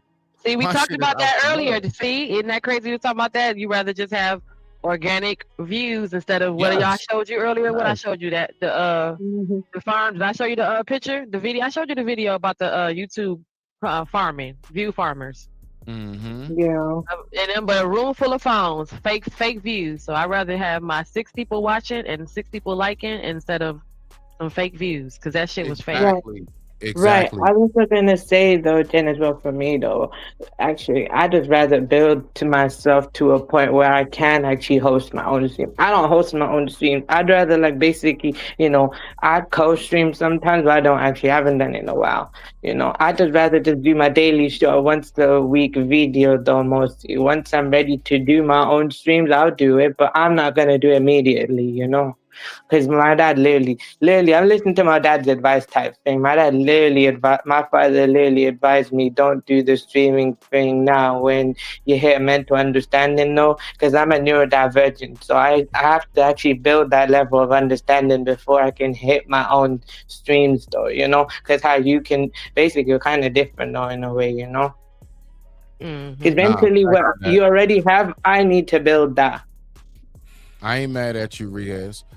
Briefly, yeah, that's what my father told me. So I'm taking his advice, So once I'm ready, I explained the concept of streaming to my dad, though. And he's like, okay, yeah, I get you on what you're saying, but don't do that now. All right, so look at this. Is this the video? Stay up there until I get ready. All right, so here we go, big dog. I'm gonna show you this. You just let me know. Look at this shit, big dog. So basically, it's gonna be self-explanatory. So he's in a relationship with a woman, and she's basically being put out because of her Facebook status. Let's go. You single? Not going to tell the world. You already told the world on social media. What are you talking? And why are you recording me? Look, because you said you single on social media. That's what all your social media say. That's what all of my social media said before we even got. First of all, calm down. You're real aggressive right now. You can. Hold on. What you mean? Calm down. After I bought all this stuff for you and everything, you in my house. And we together. So I pay all. No, man. I pay all the bills here and everything. And so you mad because it says single? It's social media. Hold on, man. I want y'all to see this. I want the whole world to know because y'all can see her social media. And Question number one, Big Dog. Is he being petty? Yes. Hell no. Oh, Yeah, no. Let Big Dog. Big Dog. Is he? Big Dog. Hold on now. Is he being petty? Yeah, he being petty. Why? Because it's like she said, if it was single before they got together, sometimes you don't. So why you ain't just change it? It's just a button. Why you ain't go change it? Why you ain't go change it right now? Why you say, "Oh my bad, baby, let me grab my phone, let me go change it"? Because why she ain't just shut this shit down and be like, "Let me just change it"? If it's so petty, then why not just? That's like when someone say, "Can you hang your coat up, Big Dog?" And you be like, "No." You standing right there next to it. Why you just don't hang it up? Jen, let him fully. She good, Smitty. She good. She good, Smitty, because she just like to hear me talk no way. That's all it is. She just like to hear me talk. No, this time I really do want to listen to what you had to say. Sometimes I don't be listening, but this time I am. Oh, at least I know you're telling the truth now. Oh shit. That's what's up. I know now when I drop up on Smitty panel or drip panel or wherever you at, just to keep my mouth closed. That's cool, Jen. I fuck with you. That's cool. And then he then proceeds to tell me that by talking. I love it. Yeah. but nah, yeah, he picked us like for one. If it was single before they got together, how long they been together for him to go off like that? Look, long enough for him to buy her a whole studio. Okay. And pay the phone bill, and pay the car note, and pay all the bills. She don't do shit. Okay, so if they been together that long, she look at her social media every day, at least every day, at least 8 hours a day, and I'm sure she posting shit all day, every day on all platforms. And not one did he petty for saying something and put it on camera. That's why I say he petty, because like you could say that shit without the camera rolling, but you know everybody got to do shit for likes and views. You know what I'm saying, the viral moment and shit like that, because it could be fake. Or he could literally be protecting himself Let's not go with it. documentation. But let's not go with the skip, because let's say so this is real circumstance. So it's real circumstance, yeah. Right. So let's deal with it from that premises. But go ahead though, Big Dog. Okay, so if it's real, and he really feel like this just taps into how most men feel now. Is that they do a lot for women, and women don't even respect them enough to say they in a relationship with a nigga. But they post everything the nigga do for them. So this is a triggering moment if it's real. Ooh, I didn't even come from that angle. Thank you. See, that's why I had the other angle, but I was on the same. It's the same premise as the same. I just said that the roles be usually reversed, Big Dog, and the woman be playing wifey, and the men be like, okay, well, damn, I ain't even do nothing. She like, oh, he like, why you playing wifey? So now you got this same situation where he's saying, why you playing husband? Yeah, that. Yeah, you paying bills, you buying shit. It's like this is where I fought me in 2026, man. Is that you doing too much too fast for these women that you really don't know, really like you or love you, or whatever the case may be. So on his end, I can't even hold her. I can't be mad at her because you crashing out too fast for her. On her end, it's like, well, shit, all you gotta do is change the status, and then he won't even saying nothing. So it's exactly. It's leaning on both sides. So if it's real, but that's what I tell dudes is like, bro, it's all right to do shit for a chick you start messing with, but when you start furnishing the whole house in 3 months, that's a problem. You need it. He moved her in, so that's his place. Oh, that's even worse. She don't have a job, and she don't have a job because she don't keep one. Because my man. Okay, Red Pill, do what you do then. You can't take a chick in that has nothing and give her everything and expect her to be grateful. All of them not like that in 2026. I said she was ungrateful. I said she was hella ungrateful. All of them not grateful in 2026. You know what I'm saying? And like I be saying, I see this shit every day with my son and his girlfriend. It's not like this, but his girlfriend use talking points and they use talking points, and I just be calling them out on shit. Like he do a lot of like. In my real life, she'll go to work and say, I ain't got to work because my nigga gonna take care of me. You know what I'm saying? And he will. Like she had just got to work not too long after she had his son. But she like, I ain't got to work. The nigga gonna take care of me, and he ain't gonna take care of. But she gonna take care of him too, because anything he asks her for, she gonna do it. So this one of them cases, like all you had to do was change the goddamn status on social media. All you had to do was change the status. You still getting blessed. Why you ain't change the status? Mm-hmm. You still Well, getting she blessed. could have went right then and said, "Oh, I forgot," but I didn't. Yeah, you could have picked I instead of didn't trying think to. about how long. I didn't think about I could thought about it, but I didn't say nothing. Like, well, I forgot that she look at her phone all day, damn day, and she see herself as single. Yeah, you see it all day. All you gotta do is change it when he ain't even looking. You could have been, instead of you trying to explain shit, all you had to do is get the phone and change it in his face. Mm-hmm. Ain't that what I said? Yeah, that's all you had to do. But now on his end, like I said, you can't be doing all this shit too fast as no nigga. Like I said, we hear one thing is like, yeah, you can't trust women. They hypergamous, all that regular, red pill rhetoric and all that type of shit right there. And then you move a chick in soon you start dating. And then you get this right here because she ain't changed her status, and then you mad. It's like, I say he vetted. I say because all my eyes was like, well, that's the vetting. Because don't we want the man to show us how he want to be with us and how he intentionally want to date us, right? He want to. I agree. But then to his defense, if he don't know her right now and he didn't let them been together all this time, because they keep saying all this time, however long that is, right? Then that means he was dating her representative in the beginning. Because it's the, you know what I'm saying? So it's not his fault that he was believing what he saw and what she was saying. Because he believed her. It's out there. It's his fault because he did too much too fast. It's all right. No. What I'm saying is, if I just meet you, if I just meet you and I want to get to know you a little bit better, I'm gonna take a process. I'm not finna just crash. I'm not just finna jump out the window because what if it's been good. Like 2 years? What if they've been together 2 years and that's it? Like that's okay, 2 years. 2 years different than 2 days. 2 years different than 2 months. We're gathering that all this time has some time been passing, because they keep saying to me when I say all this time, I know it could be 6 months, but I'm really in my real life, I feel like it's like a year or more. All this time is a long time.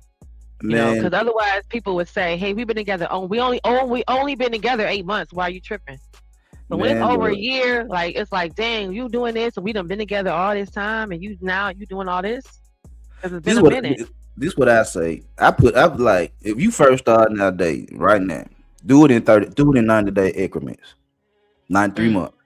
So when you get, like, if you start was April 1st, you get with somebody April 1st. Wait till July 1st. Sit down, whatever, and then talk it out. See where we going by July 1st. If we going in the same direction, then you'll start changing up shit for each other. You know what I'm saying? But if they neither party getting what they want out of this relationship, why go any further with the relationship after 3 months? If ain't one of y'all getting what y'all want, you know what I'm saying? Well, she's getting what she wanted. He just not getting what he wanted. He not getting what he wants. She getting what she wanted. She wanted. But then, like I said, I can't even blame her for getting what she want, because he ain't set no boundaries. He ain't set no standards. He ain't did shit but just bless a female that he barely. I don't know how long they been together. I'm just going out with whatever. But you ain't getting shit you want. She getting everything she want. That's that conversation that we always have, big dog, where that's the lack of the miscommunication of what is expected, right? He's thinking good old patriarchy says, I got to be the man, I pay the bills, I provide, and then a woman's going to act accordingly, right? Because the assumption is if I do this, it's a if then. If I do this, then she will do that. That's what we see over and over again. That doesn't work like that. If you just move as a man, period, a woman, or the woman that like you gonna follow. If you move like you as a man, if you ain't, don't just go, oh, I like her, so I'm just gonna show her the wallet. No, nigga, you set yourself up for to be an ATM. So now when the money dry up, then she looking at you like with her hand out like, I need $1, and you ain't got nothing but 25 cents. She going to the next nigga that got $1, and now you sitting up here crying because she left you for a nigga that got $1. It's like, well, nigga, you led with $1. And her Facebook said, this whole time you've been in a relationship with me, my Facebook status has said single. Never once did I ever claim you socially. Right. Never once did I ever tell the world that you are mine. But I put your pictures on my page. But then, if that's the case, there are other pictures of me and other people also on my page. So in that light, you don't look like you belong to me. It's just another nigga's pictures on my page with me. Whereas my status single is gonna say I'm in a relationship. That's me acknowledging and changing my, and her not doing that. That's all. Even throughout the whole argument, the fact that he said this whole time you never changed your status. Like, not that you changed it back to single. You never ever changed it out of single. The entire time you've been laying next to me, hugging me, kissing me, holding me, making you breakfast, feeding you, washing clothes, planning trips, buying me equipment, listening to me and my music. This whole time you've never said to the world, we're together or you're with me. It's crazy. Yeah, it's crazy. But that's so hurtful. But like I said, when it just come down to materialistic shit, I can't even blame females for taking shit from niggas that don't know. Keep giving it, yeah. Yeah, if you don't even know she like you or not, but you willing to give her car notes and rent and phone bills and take her to 5-star restaurants and you just met her, like, nigga, you setting yourself up for failure. Because they think that stuff is gonna make me like you. So if I didn't like you, you doing that is now going to equate to me liking you. That's what the plan is. Like, I know it's a chance you don't like me, so I'm just gonna trick off on you so you'll like me. Mm-hmm. So now once I start paying for this and paying for this and paying for this, all nigga really want majority of the time, yes, we want pussy. I give you that. We do want pussy.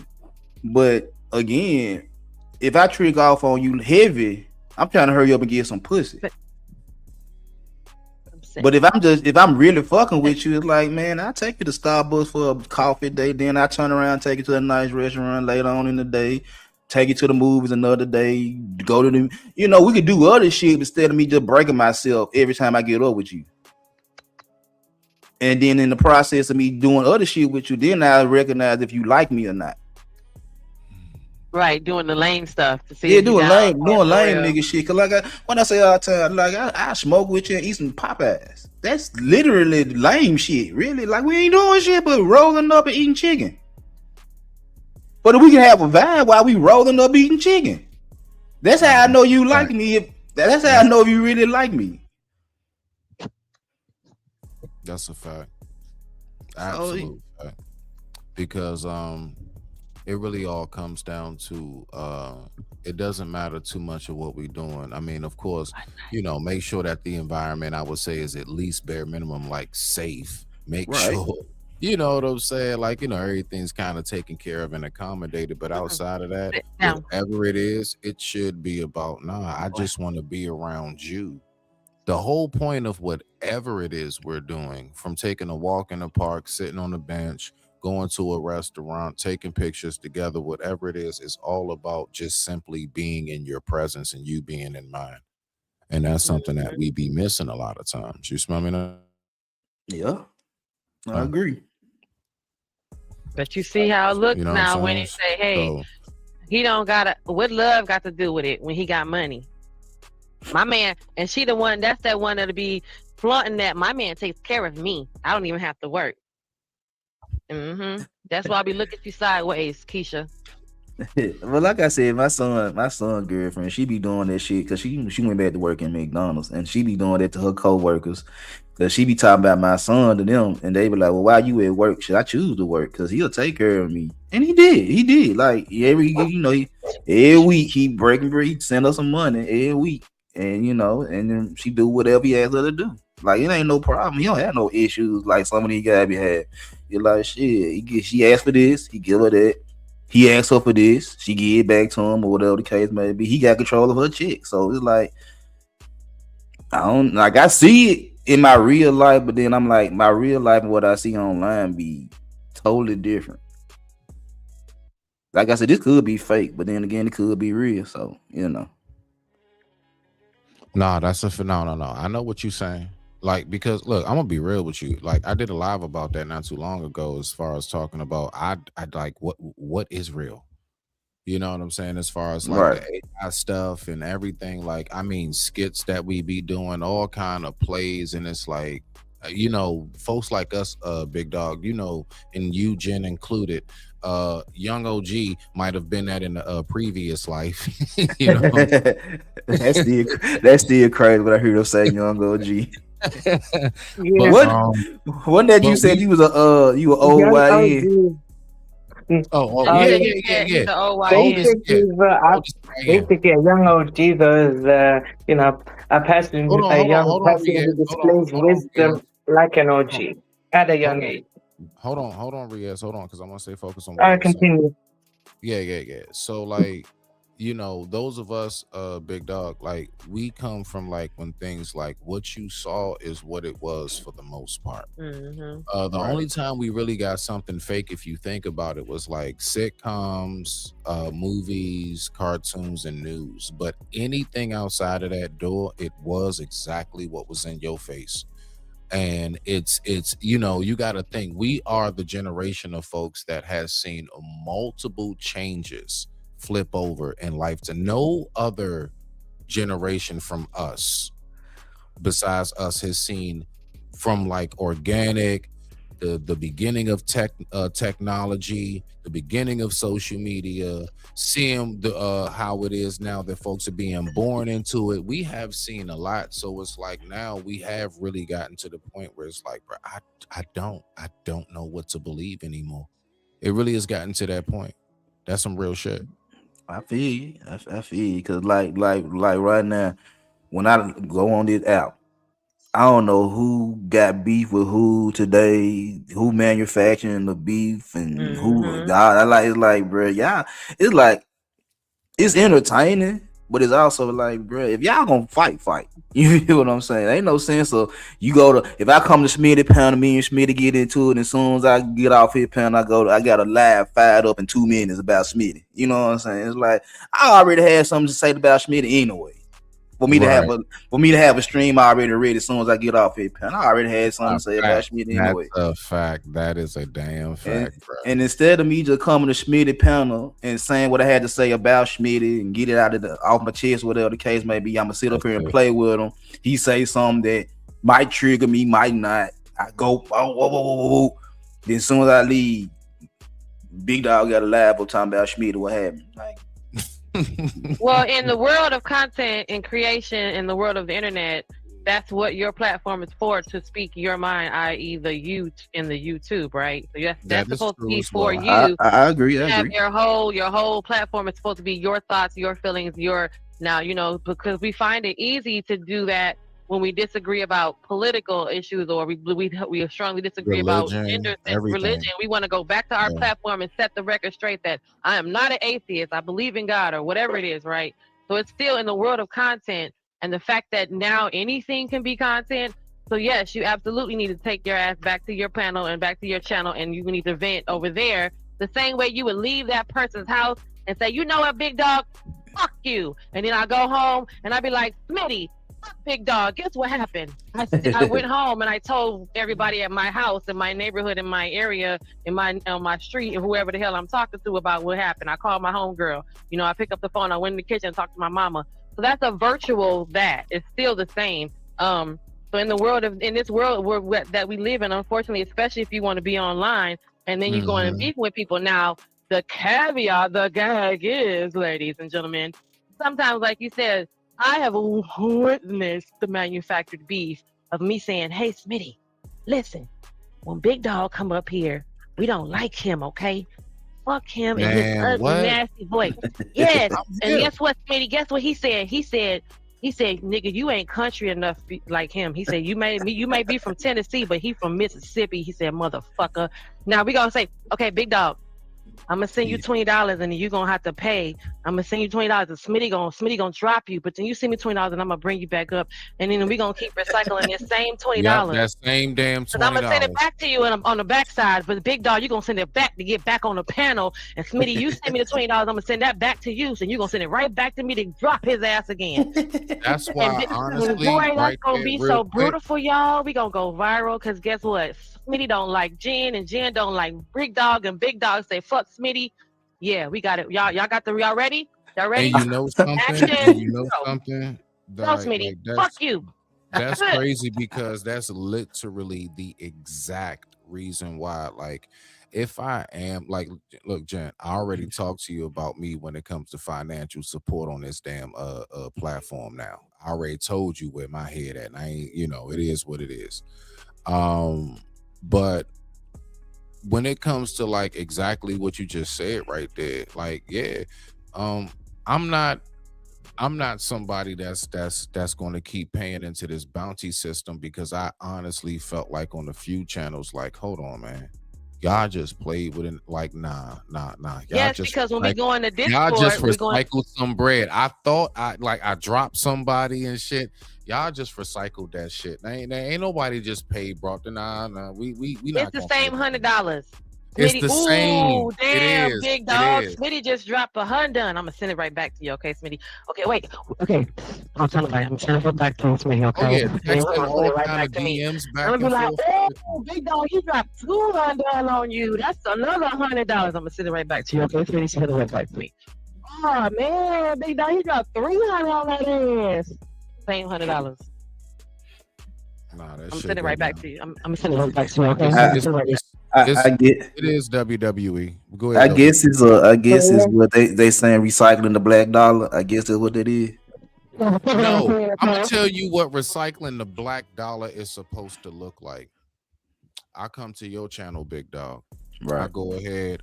Hey man, 20, 15, 30 bucks, whatever it is I got. What of course, what you can, you know what I'm saying? Right. You just right. simply accept it. Right. All you simply do is when you go to like Jen show and stuff, go ahead and send her something. Jen, Right, you right, come right. over to my channel, send me something. Literally, it should just be wrote like literally it's that easy. Like, that's the thing. Like, because to make it clear, when I was even talking about that as far as like support and stuff, that's why I've basically, in a nutshell, backed off of that, because I'm like, look, man, it's too draining. Keep on being like the one, like just giving and giving and giving, and you don't get shit back because people feel entitled. Like, I'm the content creator that you're supposed to give to, and you're just, I'm not supposed to reciprocate. And that's why, I've said it before, that's why I basically retracted my dollar. So my point in what I'm saying that is because, again, if I give to you, you give to her, Riaz and all of us up here, and we just keep on recycling that, and we just keep on bringing it back around, like, then nobody would feel overwhelmed. I wouldn't feel overwhelmed if I actually got shit back. I wouldn't feel like I'm being drained if I actually got reciprocation. I mean, the draining, though, think about that. If you look at your Cash App and you realize I have sent Smitty the equivalent of a car note. Not basically, and then to add the pour salt on the wound, you can't even stop by the show to say hey in the chat and then walk away. Thank you. Like, to nothing. not even do that, to not even like it, or to not even just say hey, what up, though, whatever. Nothing. I'm not asking for you to hit the panel. You're just literally saying that you don't even come by, and when I look at my Cash App, and I'm not even to get materialistic or y'all money about it, but be all into the money about it. But it does come to that when you're saying, hey, I really make sure that no matter what I'm doing at my job or whatever I'm doing in my daytime, I turn your show on so that you can get my view, you can get my listen. Right. You know what I'm saying? Right. And then I have a show. I have a panel or a show, and you don't come by and just say hi in the chat and walk away. And then I look at, now you're forcing me to look at my Cash App. And I look at my Cash App and I see I've sent you 100. They're in 3 digits. You have no and then idea. I have nothing from you, and I have 3 digits going to you, but I have 0 coming back. Now you're forcing me to start looking at shit like that. Let me tell you something, Jen. Let me tell you something. I have a new Cash App. The very first Cash App that I had when I came here about 3 years ago. Do you know why I got shut down? And some people know about this. I was sending out so much money. They said I couldn't do it anymore. I had to close it and start a new one. That's how much I was giving. So I'm just like, I'm one of them, bro. Like, I ain't gonna do that but for so long. I do give from my heart and everything. I came here to invest. I came in my people. Like, real talk. You really got something going on. I want to give you money. I want to give you a praise and applause. I want to support you. I want the support to do don't that. mean nothing. The praise and applause don't mean nothing. You sitting on a panel for 3 hours just because Because people will look at this and, hey, Smitty, you know what? Did Big Dog send you a cash app? Did Jen send you a cash app? Did Rhea send you a cash app? No. But the value that we sat on the panel with you for 3 hours is zero. Unless we send you a cash app. You know what I'm saying? You know what? That's- You know what? I Like right was now. gonna tell you, No. Jen, I don't got cash app. Real quick, Riaz. I got Real quick, PayPal. No, you good. Yeah. No, you good, Riaz, because everybody don't have like, cash app. I understand all that. Or just even did you financially contribute to the show, whether it be PayPal, Venmo, anything that I don't know. versus your actual human equity is being compared to each other. I was sitting here for 4 hours, but I didn't send a PayPal. It was crazy. Yeah, see, the thing is that part, people up here and it's a financial gain or whatever. Like, if you can find a way to make some money off of this, I would never tell somebody not to get your bread, especially as the hustler that I am in real life. Like, really go get it, right? So my point is that my whole thing is when we shift the headspace from, like, you know what I'm saying, thinking that the support that you just talked about, like right now, all three of y'all up here on the panel, y'all typing in the chat. Oh, to me, that's payment. Not even so much payment, but it's like, okay, reciprocation. There we go. This is reciprocate to me. If somebody send me something cool, I appreciate it. Again, just because a brother don't ask for the shit, that don't mean that I wouldn't appreciate it. I'm just not running around like pay me. That's all. It's just my spirit personally. But don't think for a second, if you was to send me something, I wouldn't be like, nigga, I'm gonna have all kind of bells and whistles for you. Like, no bullshit. If you was to send me something, you goddamn right, I'm gonna hit you with all kinds of shit. Like, you know what I'm saying?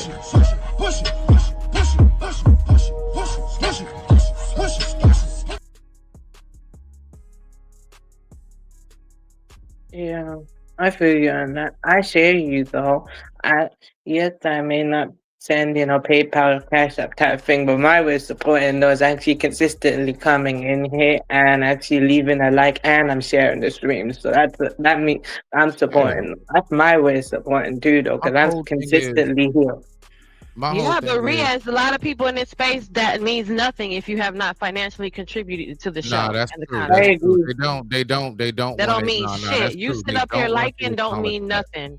That's like you Yep. walking past that's like you walking past my store window and saying, "Oh, those are nice clothes in there." Every time. People don't even realize, like, even me, like, for example, like if I do a little clip and I tag you, I purposely do that so that way when whoever comes to my channel, if it's highlighted blue, you know how it is. They can click on yours and go straight to your channel. Maybe somebody just came to you. That's why I do it. It's only that reason. So somebody can see you as well. They know who, because some people may look at the clip like, hold on, who is that? I wonder who that is. Whose channel is that? It's right there tagged in the description. Right. You see what I'm saying? Like, that's the reason I do that. Right. But I'm like you, Smitty, though. You know what I'm saying? If you just come through, hit the link or whatever the case may be, chop it up in the chat room, I'm good. If you send something, man, I'm appreciated, but at the same time, I'm not looking for you to send me anything. Cause one thing that killed me about a lot of these content creators, this right here is like, I've been up here so many hours, I ain't getting no support. Like, bruh, did nobody tell your ass to get up there for so many hours, talk about whatever, and then get mad and ain't nobody send no money? That's a fact. Like, Well, sometimes it's not balanced though, big dog. Like the folks would be interacting with you. It'd be 25 people, and then nobody sends nothing. Nobody even super chats. So I get why they say that, because they be like, well, y'all. I mean, but it's a free conversation, and I get it. So then I appreciate, like I told Izzy, I appreciate even with Corey Love. I appreciate that they automatically let you know I'm doing this for the coin. I love y'all. I'm bringing y'all content, but I'm doing this because this is a business and it's supposed to be. I'm supposed to get my coin from it, and I appreciate them being, because that's the person that lets you know, hey, look, you know what, big dog, I'm a real good liar. And you like, you know what? Thank you for telling me that. Hold on, Jen. No, seriously, let me land it. My bad. Go ahead, land it. Look, y'all know, I told Izzy that, because I said it, and I said, damn, at least good for letting us know that you're the one that says, hey, if I don't have enough support, I'm gonna take my ball and go home. At least you know that, because what happens with other content creators is y'all be out there playing a two-man or playing a basketball game, and then they just look at their clock and they hit the ball and they walk away. Y'all like in mid-play. You like, well, at least you could have told me from when you brought the ball that if you don't start winning at the basketball game that you're gonna leave. So now we know how to play this game with you. As opposed to you walking away out of nowhere, because some content creators just shut it down and be like, well, no support, it's been an hour. And it's mid-conversation, chat is going crazy, likes are coming up, and they just go home because they're not getting financial support. And it's awkward. Real quick, Big Dog. Listen, because I just want to clear something up. First of all, shout out to Corey, shout out to Izzy. You know. Oh no, shout out to them. Shout out to them.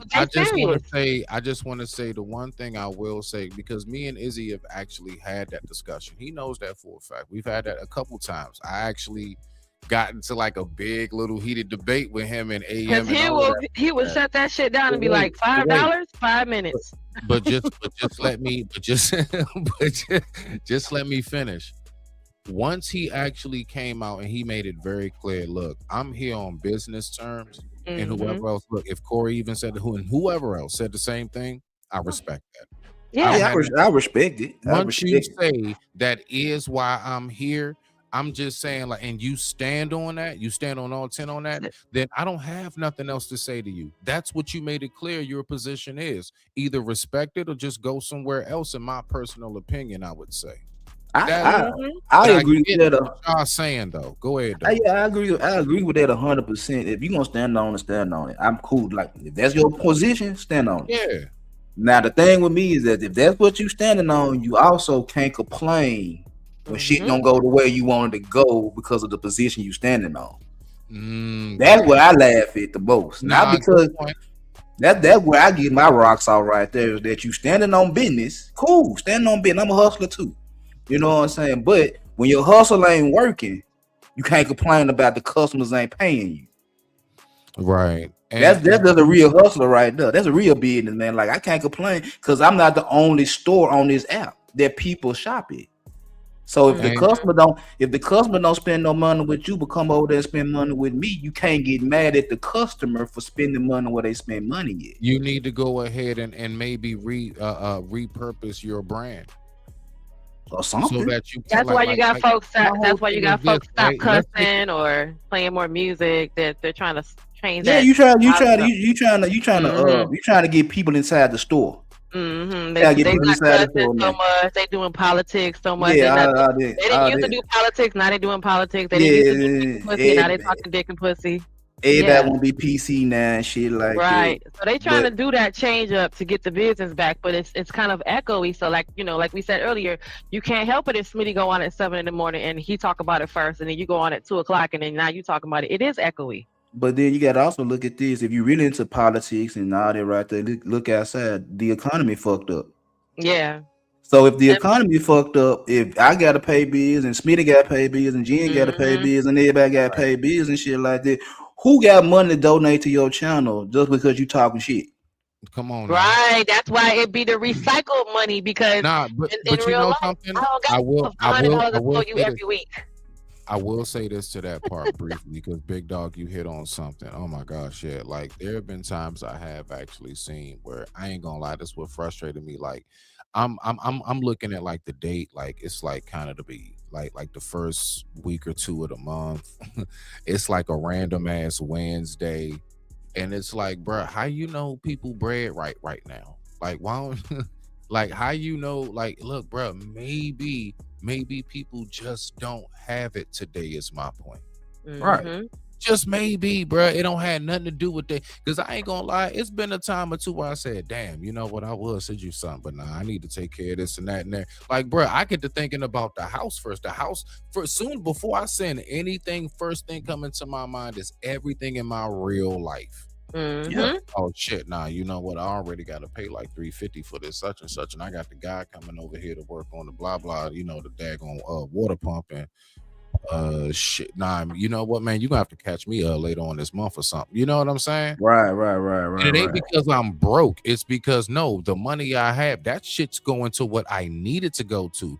I'm not that pressed for you to shout me out and be like, y'all need to go ahead and do this and da da da da da. Yeah. Shout out to such and such. And I don't need your little sponsor the theme show and you song get an intro. Yeah, I don't Yeah. need I don't need all that. I don't need all of that shit. I just, I need my lights to stay on. I need hot water. I need these groceries. I need more Glade plugins and everything else. God dang it! Like, I need to get my stuff for the house.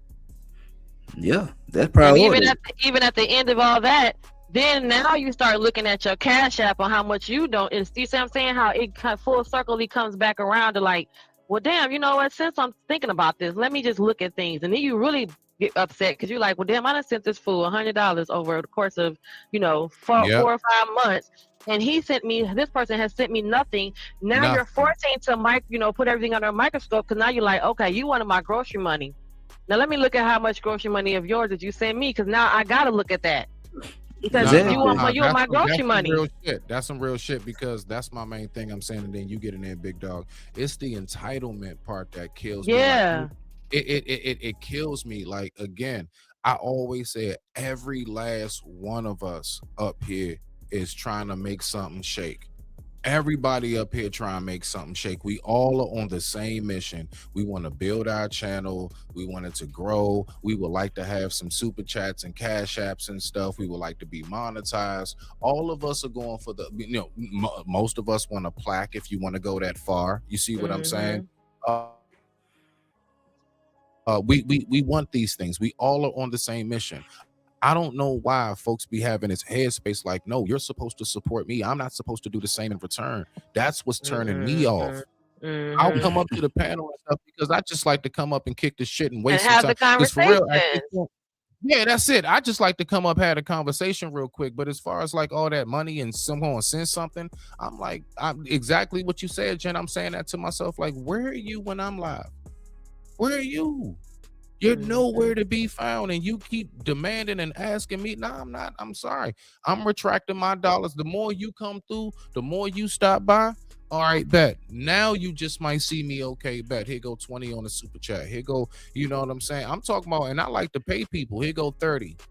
Here go 15. And isn't that indicative of what we say in real life? Like, if you had a business, you wouldn't buy from me. And you know what I'm saying? Where was y'all at when I was building my business? And then on top of that, y'all don't even come to my business. Y'all rather still go to the Chinese restaurant. Y'all I make chicken wings. You know what I'm saying? You rather still go over there and get your bundles when I got bundles. I may send my bundles out my house, but I do hair in my basement, but I got bundles and I do hair. But you still rather go to, down the street. So that is literally indicative of what our real life is like. How people just don't, in real life, it takes so much for the black folks to spend money with you and now virtually spend money with you. It's just, yeah, I mean, let alone walk into your place of business. Now they don't even stop by the fucking channel and like it and walk away, leave it, close. Thank you. I mean, I'm like, I shit you not. I'm talking about, if you just at least pulled in the chat and just was like, shout out to Smitty. Hey, y'all, make sure y'all smash that like. And even if you rolled out a few moments later, okay, cool. I mean, god damn it, Jim, something. But that's when I get to saying to myself, nah, you really gotta like an entitlement complex. Like, that's some narcissistic shit. If you really think about it, like really think, like if we talking about narcissistic, that's narcissistic as shit. Because in real life, all I need you to do is walk into my store and look around. Nothing to support me back. You're not supposed to give me no love back. No love. And look, you know something? Do you not know how many content creators? I don't even really honestly care for their content in particular, right? But I still will hit a like, or even if I don't want to see, I won't take a sub away. I'll just maybe turn off notifications. You know what I'm saying? Look at your analytics, because I look at your analytics because I discovered on my analytics, because I've been telling people that, hey, you know what, if you don't want to hear my content in your, notifications, then go ahead and turn your notifications off. So when I looked at my analytics, 30% of my viewers have their bell on and 20% does not. So they're listening to me by doing that and say, hey, you know what, Jen, we want to follow you. We want to keep the subscription, but we don't really care to have your notifications. And 20% of my viewers are turning their notification bell off. I mean, which is understandable because I push for that. Hey, if you like the content creator, you want to support them, but you're just not all the way down with everything they say, and you don't want to get overwhelmed with notifications on your phone every 5 minutes.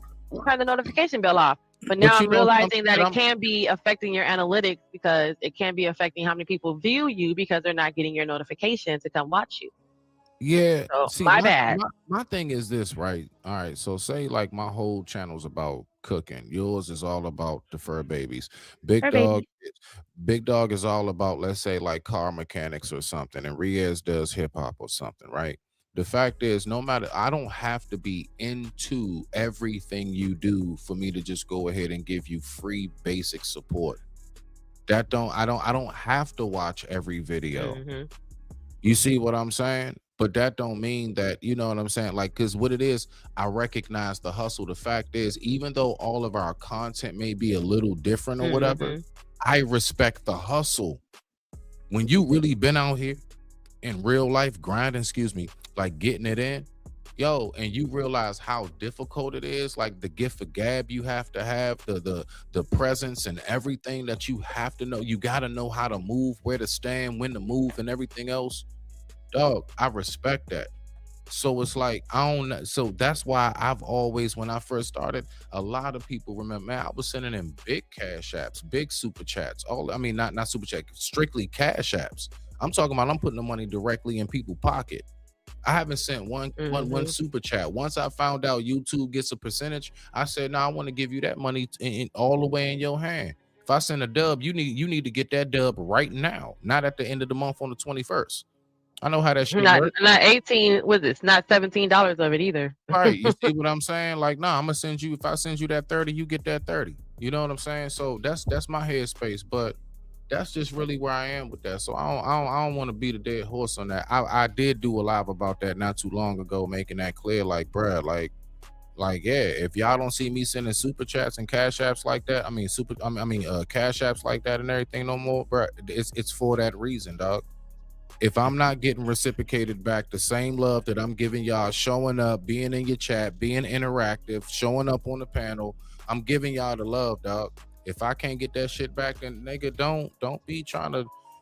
You ever had somebody drop the cash app as soon as they see you pop up in the chat? Like, nigga, I'm not sending nothing right now. Leave me alone. Oh, all of a sudden the cash app, you've been going 2 hours. I know Big Dog know what I'm talking about. You say what's up in the chat, all of a sudden the cash app drop right after that. Like, nigga, no. Nah, man, I've been cut off that PPP loan to individuals. You know what I'm saying? It's like I'm not finna give you nothing that I can go get my goddamn self. You know what I'm saying? And they like to let us know that, Big Dog used to be one of my biggest financial supporters. Big Dog, where you been? You ain't been around lately. Big Dog, where you been? Be like Big Dog and financially support the show.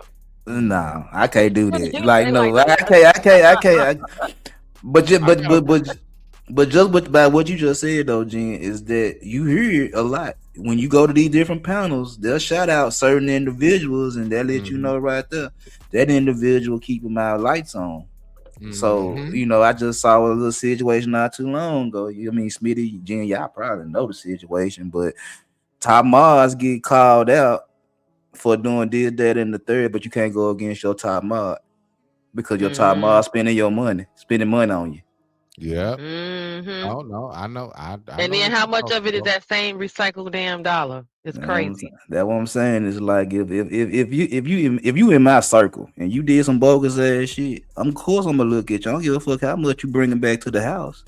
It's like, bro, we represent ourselves a certain type of way. If you out here bullshitting, bro, you putting shit on my name. So now I gotta say something to you. Now if I can't recommend you, what kind of leader am I if I can't recommend somebody in my circle? And because you might have so many subscribers and your focuses might be a little clouded or a little jaded, you're not even realizing what you do is you rationalize. Well, you know what, Smitty, we done lost a few subscribers. They wasn't for us anyway. No, they just went about that bullshit you just did. Yeah, you know what I'm saying? So no, sometimes that's what happens. Your subscriber count went down, or people unsubscribed or did not renew their membership because of the way they feel about you, and they're just not, because they're not sending you any money doesn't mean that they're still not okay with your, with you. It's just they support you in the clouds, or they may or may not. You know what I'm saying? That's how you can tell. You can see the subscribership, but it's the whole, well, maybe they wasn't for us. Maybe they were just cloud watchers and haters. No, how about you just did something that turned them off, because it's all about, what you do that keeps them here. Yeah, cause just like with this shit that happened with Drip and Daryl Long, it was like shit. A lot of motherfuckers jumped ship off Drip ass. I'm like, man, y'all, damn, it took that for y'all to leave Drip alone. And then guess what though? Some people went back to help. Some people went back to the other guy. Was like, oh, see, I should have believed in you from the beginning. Yeah, I ain't never start fucking with Drip after that shit. I was like, that my guy. You know what I'm saying? I don't know what the fuck was going on, but at the same time, it's like shit. If he's saying what he's saying, I'ma ride with him. You know what I'm saying? And then you want to forget that. I thought it was just because Daryl was banned from YouTube, and so I think Drip kind of baby. Nah, it was about I don't know how I missed that. I don't know how. Yeah, they thought it was a play, and Drip was like, nah, it wasn't no play, and Drip was explaining the shit. You talking about that shit with Rude? Yeah, that bullshit. Yeah, and then Daryl comes up on his Rumble and tells and said, yeah, it was a play. He said, I hit Chat GPT up and said, give me a receipt that shows X amount of dollars that looks like a Cash App receipt. See, I ain't know he did it. I ain't know he did it. I ain't know Daryl did it. It. Just like when Sharon's channel got stricken, he went on there and said, I did it. So if you, and the thing is, and also too in this space, when we tell you, hey, you know what, if Big Dog been in this space longer than me, or I've been in this space longer than y'all, and I'm like, hey, you know what, you might want to, and be careful when you go around that side of the neighborhood, and you like, yeah, whatever, let me just find out on my own, Jen. And then they be like, why Jen don't be over here? And now you gotta be, and you know what, Jen, I gotta be careful when I go over there. Well, I mean, in all honesty, I remember when I had talked to Sharon before him and Daryl Long started working together. We was on somebody else panel, and back behind the stage, I said, I heard you finna start working with Daryl. He like, yeah. I'm like, you sure about that? Now I ain't got nothing against Daryl. You know what I'm saying? I like him when he crazy. It's like, hey, you might well close that door. Let him go and do what he gonna do. You know what I'm saying? But I respect him. You know what I'm saying? I just know that when he get on his shit, he on his shit. So I told Sharon. Yeah, I told Sharon, I was like, Sharon, you sure about doing business with her? He like, yeah, he ain't never did nothing to me. I said, all right, I'm gonna let you handle that situation, bro. I know. And this was before I just really started doing content. I was just so happened to be on somebody's panel. And this before the $500 situation. Hey, Big Dog, do you remember when me, you, Sunkiss, and Daryl was on the panel that day? Yeah, what about it? Was when all of this was going down, like at the core of it, was it around that time? Shit. I know I just got a note. Sunkiss was, I want to say yes, because if Sunkiss was around, because Sunkiss had left. Yeah, I just got my 3-year notification. I just did 3 years not too long ago. So it happened around that time. Yeah, Sunkiss was there because Sunkiss left before me. Yeah. They give you annual notifications? Mm-hmm. Yeah. I got my analytics that come through when I get my weekly recap. But how long you been on YouTube altogether, and then other I just been on. They say my 3rd-year anniversary was a couple of days ago. So I've been doing this shit for 3 years. Let me see. I got 22, so that's 23. I've been on YouTube since 2010. I got 4. You a vet? I've been here since 22. I did the Kanika Jenkins breakdown. Remember when that girl got locked in the freezer in the hotel, and the part of the hotel that wasn't even working? That was that long ago. That was like what, 8 years? That ain't been that long. Really? It's been a minute. That's what I'm saying already. No, wait. It's been 6. Okay, because me and the dude were together for 5 years. So now when I go back and look at his videos, it's been 6 years since me and him got together, and that's how we met, through the Kanika Jenkins situation. So because people were really invested. Folks were connecting with each other that lived in the same city. Like we would all meet up. A couple of us would meet up at somebody's house with all of our laptops, and we'll all go live and be on the panel talking and be in the same room. It would be crazy. However, yeah, so that's probably about 8 years ago.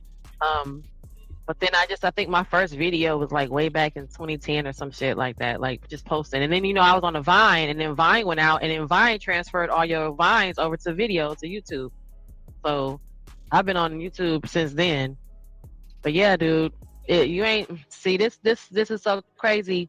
When someone tell you trust nobody, not even me, the next time you need to listen. You know what I'm saying? But that's something I tell individuals now. Is like the version of Big Dog people get now at 46 is watered down to the version of Big Dog at 26. Mm-hmm. Because I tell individuals now, like I still got that mentality. Like if I catch you slipping, I'm gonna get your ass. Period. Point blank. Period. Point blank. I don't mean to.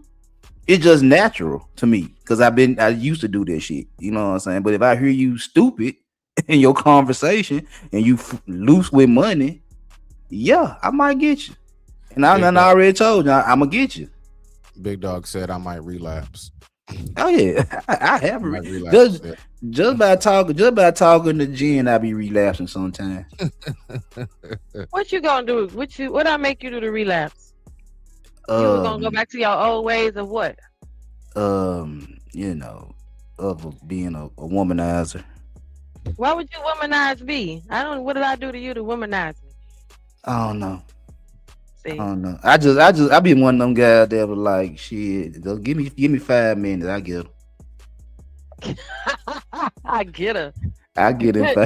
If I'm gonna get something out of it in 5 minutes, that's how I always be. You gonna get a thank you and hey sugar. That's enough. After these messages, we'll be right back.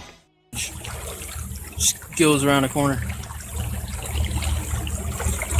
Walking on the fighting side of me. That don't look like it. It goes down. It don't go down. Robert, it goes down. No, it don't. It do go down. Oh! Okay. Oh yeah. But now, y'all rock Why out. you do that to me? My heart was just racing. But nah, that's something I just, like I be trying to tell guys now, was like every woman got value. So I find something that's valuable in a woman. Even if it's just the conversation, she'll drop a gem in now and then, just being ratchet. You know what I'm saying? I'm like, oh, I ain't never look at it like that. I appreciate the point of view. You know what I'm saying? So see, that's what I told. Didn't I tell you that's me? I said sometimes the women be talking and y'all men don't be listening to us, and it be our gut talking, and it don't even be nothing. It don't even be nothing malicious. Like we could be with you. We could be with you, stand next to you, and be like, "Oh, y'all, he ain't your friend." And you be like, "I've been knowing him for." He's not your friend. And guess what happened? Some bullshit to prove us right. My bad. Are you talking about when you telling us about something? Just in general, because sometimes, like he said, she might drop a. Right now, you're not listening. My bad. What you saying? My bad. I will listen to demonstrate that. I did not mean to be a clear case of a demonstration. Yes, you did. Yes, you did. I will listen to Jen. Go ahead. You checkmate me on that one. You got it. Yeah. He was not listening just now. He just did that on purpose. Shit. He did that on purpose. That's okay, Smitty. Nah, because look, right? I was gonna say, like, when y'all say we don't be listening, one thing I learned is that it's about, like, don't you know how y'all say with us, like, y'all don't want to do like yelling at you, right? So same thing with ladies, it's the pace in which you talk and the tone and the pitch in your voice. If it's not, you ain't doing it, you don't do it. But if it's too high pitch and too fast, we gonna zone out. Hey, let me tell you what. I don't even like all of that. I agree. I agree because I had homegirls like that, and then I remember my grandmother telling me that I had a friend. Okay, so I had a friend. She talks like that. She talks like a baby sometimes, right? It's grown ass. And I remember at one point the guy that I was dating, he was just like, that's just so, just like, why do you need to do that? So fast forward that we realize that sometimes the men think of women as children, and sometimes the women fall into that role because they think that as long as I talk like this, Smitty, and keep everything like this, no matter how upset I get, it's gonna be okay. When that's not never. That's the shit that be driving a man crazy. Yeah, I'm Don't sorry. do that. Nah, Because I got friends that's like that. They be like, girl, lower your tone. And I be like, what? Take some bass out your voice. I need him to hear me right now. Or if I keep, and then my tall friend to tell me, the boyfriend I had that was 6'7", he was like, he did me like I did you, big dog. He be like, you be so cute sometimes. I don't be listening because I just be looking down like, look at you, so cute. And I just be fucking like, you should have done da. You ain't listening to me. And he literally was telling me no, because you're a cute little puppy. Just adorable right now. We don't be listening to y'all. Yeah, because what you 5'4"? I was like, all this time I'm pouring out my heart to you. What you hit 5'4", G? Yes. Yeah, I'm gonna look now. I'm gonna look now too. It's like, oh, look at And I just, we down here telling you, baby, and you hurt my feelings. And then when you came in, you didn't snap me on my butt, and I made you the eggs the way you like it, and you just was not hearing nothing I said. Why I gotta smack you on your butt because you made it? Because you got to pay the food tax. I have a food tax. So smacking your butt is the food tax. I like my booty rub, so your hands hang low for a reason. I'm 5'4", y'all, just about the right area. If I cook for you, I just require that you smooch and you smack once in a while, actually on a regular basis. So I have to. I'm 6 feet, so I have to bend down a little bit just to. You ain't got to bend down because you right at your hand ends at my butt. You right. Mm-hmm. It's that's look at God. Look at God. He created us. Look how he did that. You right. Your hand ends right at the butt. You right, because I can get behind you while you at the stove and just squeeze that motherfucker one good time. You gotta pay the booty tax, fellas. I'm telling you, if you just smack your girl on the booty once in a while she doing little things for you, while she washing your clothes, cooking, that's the tax. That's you pay the tax and you'll be all right. Now you done said something that's finna set these niggas up for failure again. Cause like all I gotta do is smack on that when she cook. No, but that's part of it. That's just for you. You just like a lot of women like that. A lot of women like that. You They like a want that nigga little. you like nigga to be just touchy feely with you all the time. What is this point of having soft skin if you're not gonna touchy feely it? I feel you. I mean, gee. Why do I scrub? Why do I put a scrub on? Why do I mask? Why do I lotion? Why do I oil? Why do I moisturize? Why do I marinate? What is the whole point of that if y'all ain't gonna be able to touch it?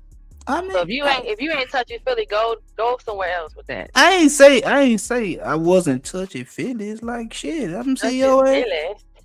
I'm just saying shit. I mean, how much touchy feely can I be when I be touching and feeling it all the damn time? That's your job, man. You have besides providing, protecting. Nah, that's the fact. You touching and feeling. That is your job. Nah, he right though. Oh my god. I gotta go walk the puppy, you guys. I'm gonna give you my final words now. Fellas, don't forget to pay. For me too. Pay the booty tax, fellas. Pay the booty tax, the smooch tax, whatever it is that's required. If you want to get in my DMs out here, guys, I do require a booty tax, so just know that as well. Oh wow. When you going back live, Gene? I had just subscribed to your channel. I just went live at 3 o'clock this morning because I do late, so I'm gonna go live later on today. I gotta go walk the puppy. But I shout out to Riaz. Hey Riaz, don't rush. Brown and white. Hey. But yeah, that's all I got to say though. Smitty, good show again. Thanks for having me up. The puppy is looking at me like fuck Smitty right now. Okay, so I gotta go. Nah, go ahead, do what you gotta do. Take care of your baby.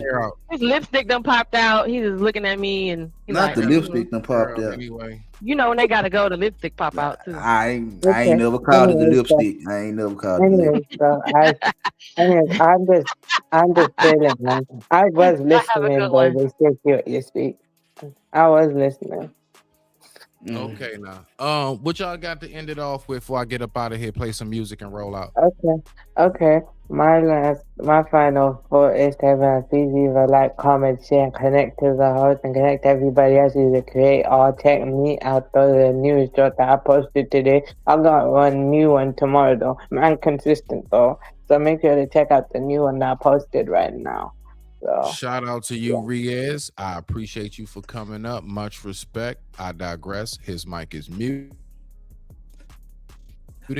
Big dog, what you got? Man, I appreciate it, Schmidt, as always, man. You know, you be going out early, man. You be going out early. Nah, man, I'm real random. Like I do late nights, I do middays sometimes. It just depends on I be schedule. seeing it, but something like just waking up, finna get ready to go to sleep. I be like, Mama, go over there. You good. And get over my gap, but I be like, shit, I'm just waking up, I'm finna go to sleep. Listen, if you just simply, hit the like, of course, or maybe just drop a little like replay gang in the chat or something, bro. Little stuff like that go a long way with me, bro. Yeah, I do hit that like button. I don't not ask for really much of anything at all, bro, because I really do it. I do it because I want to do it. So that's why I don't put big expectations on people, because I want to do what I'm doing. So it ain't got nothing to do with y'all, but I do appreciate the feedback and the love, and it also helps the channel grow, because it gives me a better feel of what y'all want to hear about, what you want to see, and everything else. All of us as content creators know that shit. We all know that. That's why you get people that get stuff sent to them. Hey, man, react to this and everything else. Content creators don't do all of this shit all by themselves. A lot of whatever they got going on has a lot to do with the support from the chat and the people that follow and watch them, dog. And I know that shit from a business standpoint. Yeah, but it's business. It is, man. You know what I'm saying? But it's also educational entertainment. You know what I'm saying? Yeah. But thank you for pulling up, big dog. Much respect. Go ahead, get your Sunday going, man. Do what you gotta do. I appreciate you. You go live or whatever, dog. I'm gonna show you the same love back. I digress. I done changed my handle to Attraction Economics. Man, then you gotta drop it in my chat for me, so I can go over there and subscribe to it. Ain't you already subscribed? All I did was change the name. You mean the green and black? Yeah. I am. Yeah. Because I just changed the name. I changed it from Big Dog Barker to Attraction Economics. Okay. Yeah, I thought you meant it was something. Because I know I be dropping in folks chats. They be like Attraction Economics. That's me. I just changed from Big Dog Barker to Attraction Economics. That's all that is. I got you. Yeah, I see it. The green and black little money Joan and shit. I see. Yeah. I know what you're talking about. All right, big dog. But you have a beautiful day, black man. Man, sorry to you, bro. You know it. All right, y'all. So what we're gonna do now is, it's that time. We're just gonna go ahead and kick it and cool it, get some tunes going, and get on up out of here. Much respect to the family. I digress. My mic is muted. I need to go get something to eat and take my ass a bath or a shower and wash up. Let's go. Oh. Welcome to the lighthouse. Storm all around. I'm standing right now, sent from the cloud. They talking mine now, but I'm just fighting for my blood and my life. Yeah. Sent from the heaven, king on seven, trials on trials, still count blessings. Wait on the revelating, heart in heaven. I stay patient, I'm beyond the angels. I am mad, I bleed, I'm tangled. Soul on my back, ash on the strap. Go with the weight of the word in my lap. Touching my can, we doubling back. Pray with my palm, but I'm ready for that. Long Star County King, that greatness. Stand tall, whole county on the wait list. I just want my acres, you can keep your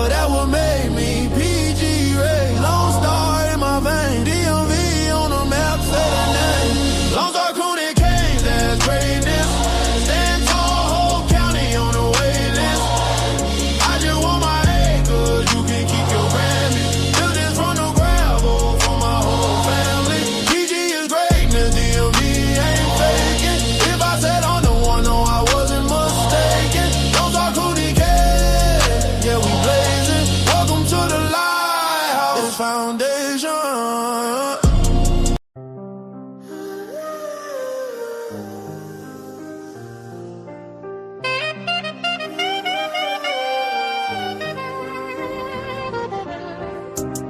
I'm a fallen angel from sky. Up above, I'm that man that think is a thug. I'm your drug and your plug. Wings tucked, I seen pain, seen blessings, seen luck. Ran over by train, that's about 8 trucks. Smitty really gritty, but never I'm no slut to the money and fame. You can keep your chain, we free men over here. And in case you didn't know, my favorite color is here. Yes, I'm here, not fresh to death, no stress, no worries. All burdens, I done buried closed coffin. I'm the beauty of the beast, and a man I found often. I'm the cure to infection. My reflection is broken down in sections. Retired chef outside, still cooking. I be rocking with best. Thank you, good looking. Y'all must be lunching on mothers. If you not from my section, then you cool, but not a brother. Lone Star, the astronaut from above. You looking for a fix? I'm your brand new blood. Shotgun slug, flood of the love spreads. Truck by train, made it out by thread. Should've be dead, but rose from darkness and walking with an oath. I'm not the goat, I'm shepherd. Blending into the world tree, hiding a leaper. Mr. 7, I'm ghost in flesh.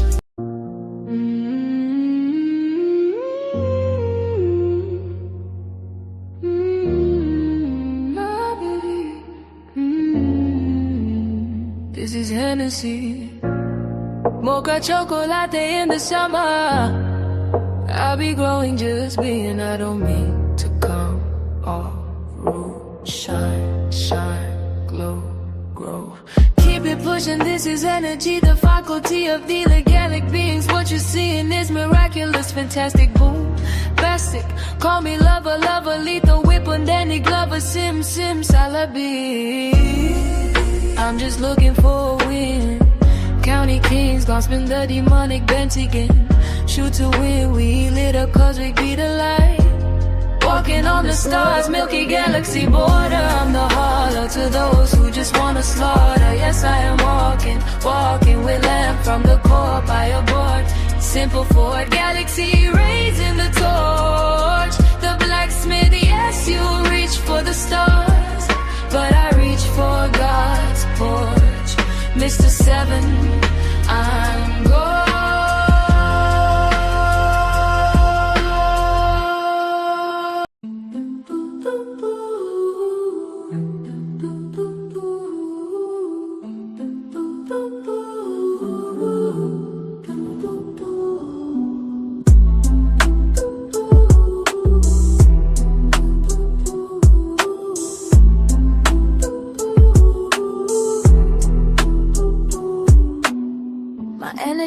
Mistaken for frustration, but really I'm a guy who sat back with observation and patience. Some of our thinking is outdated. Thank you for stopping by to say hi. Thank you, come imagine. And while you gone, tell a friend to tell a friend, Smitty. Yes, we heard you, now go and smash the like button like a burger. Information I recruited, I got grace, my mic is muted. Mr. 7, I'm ghost.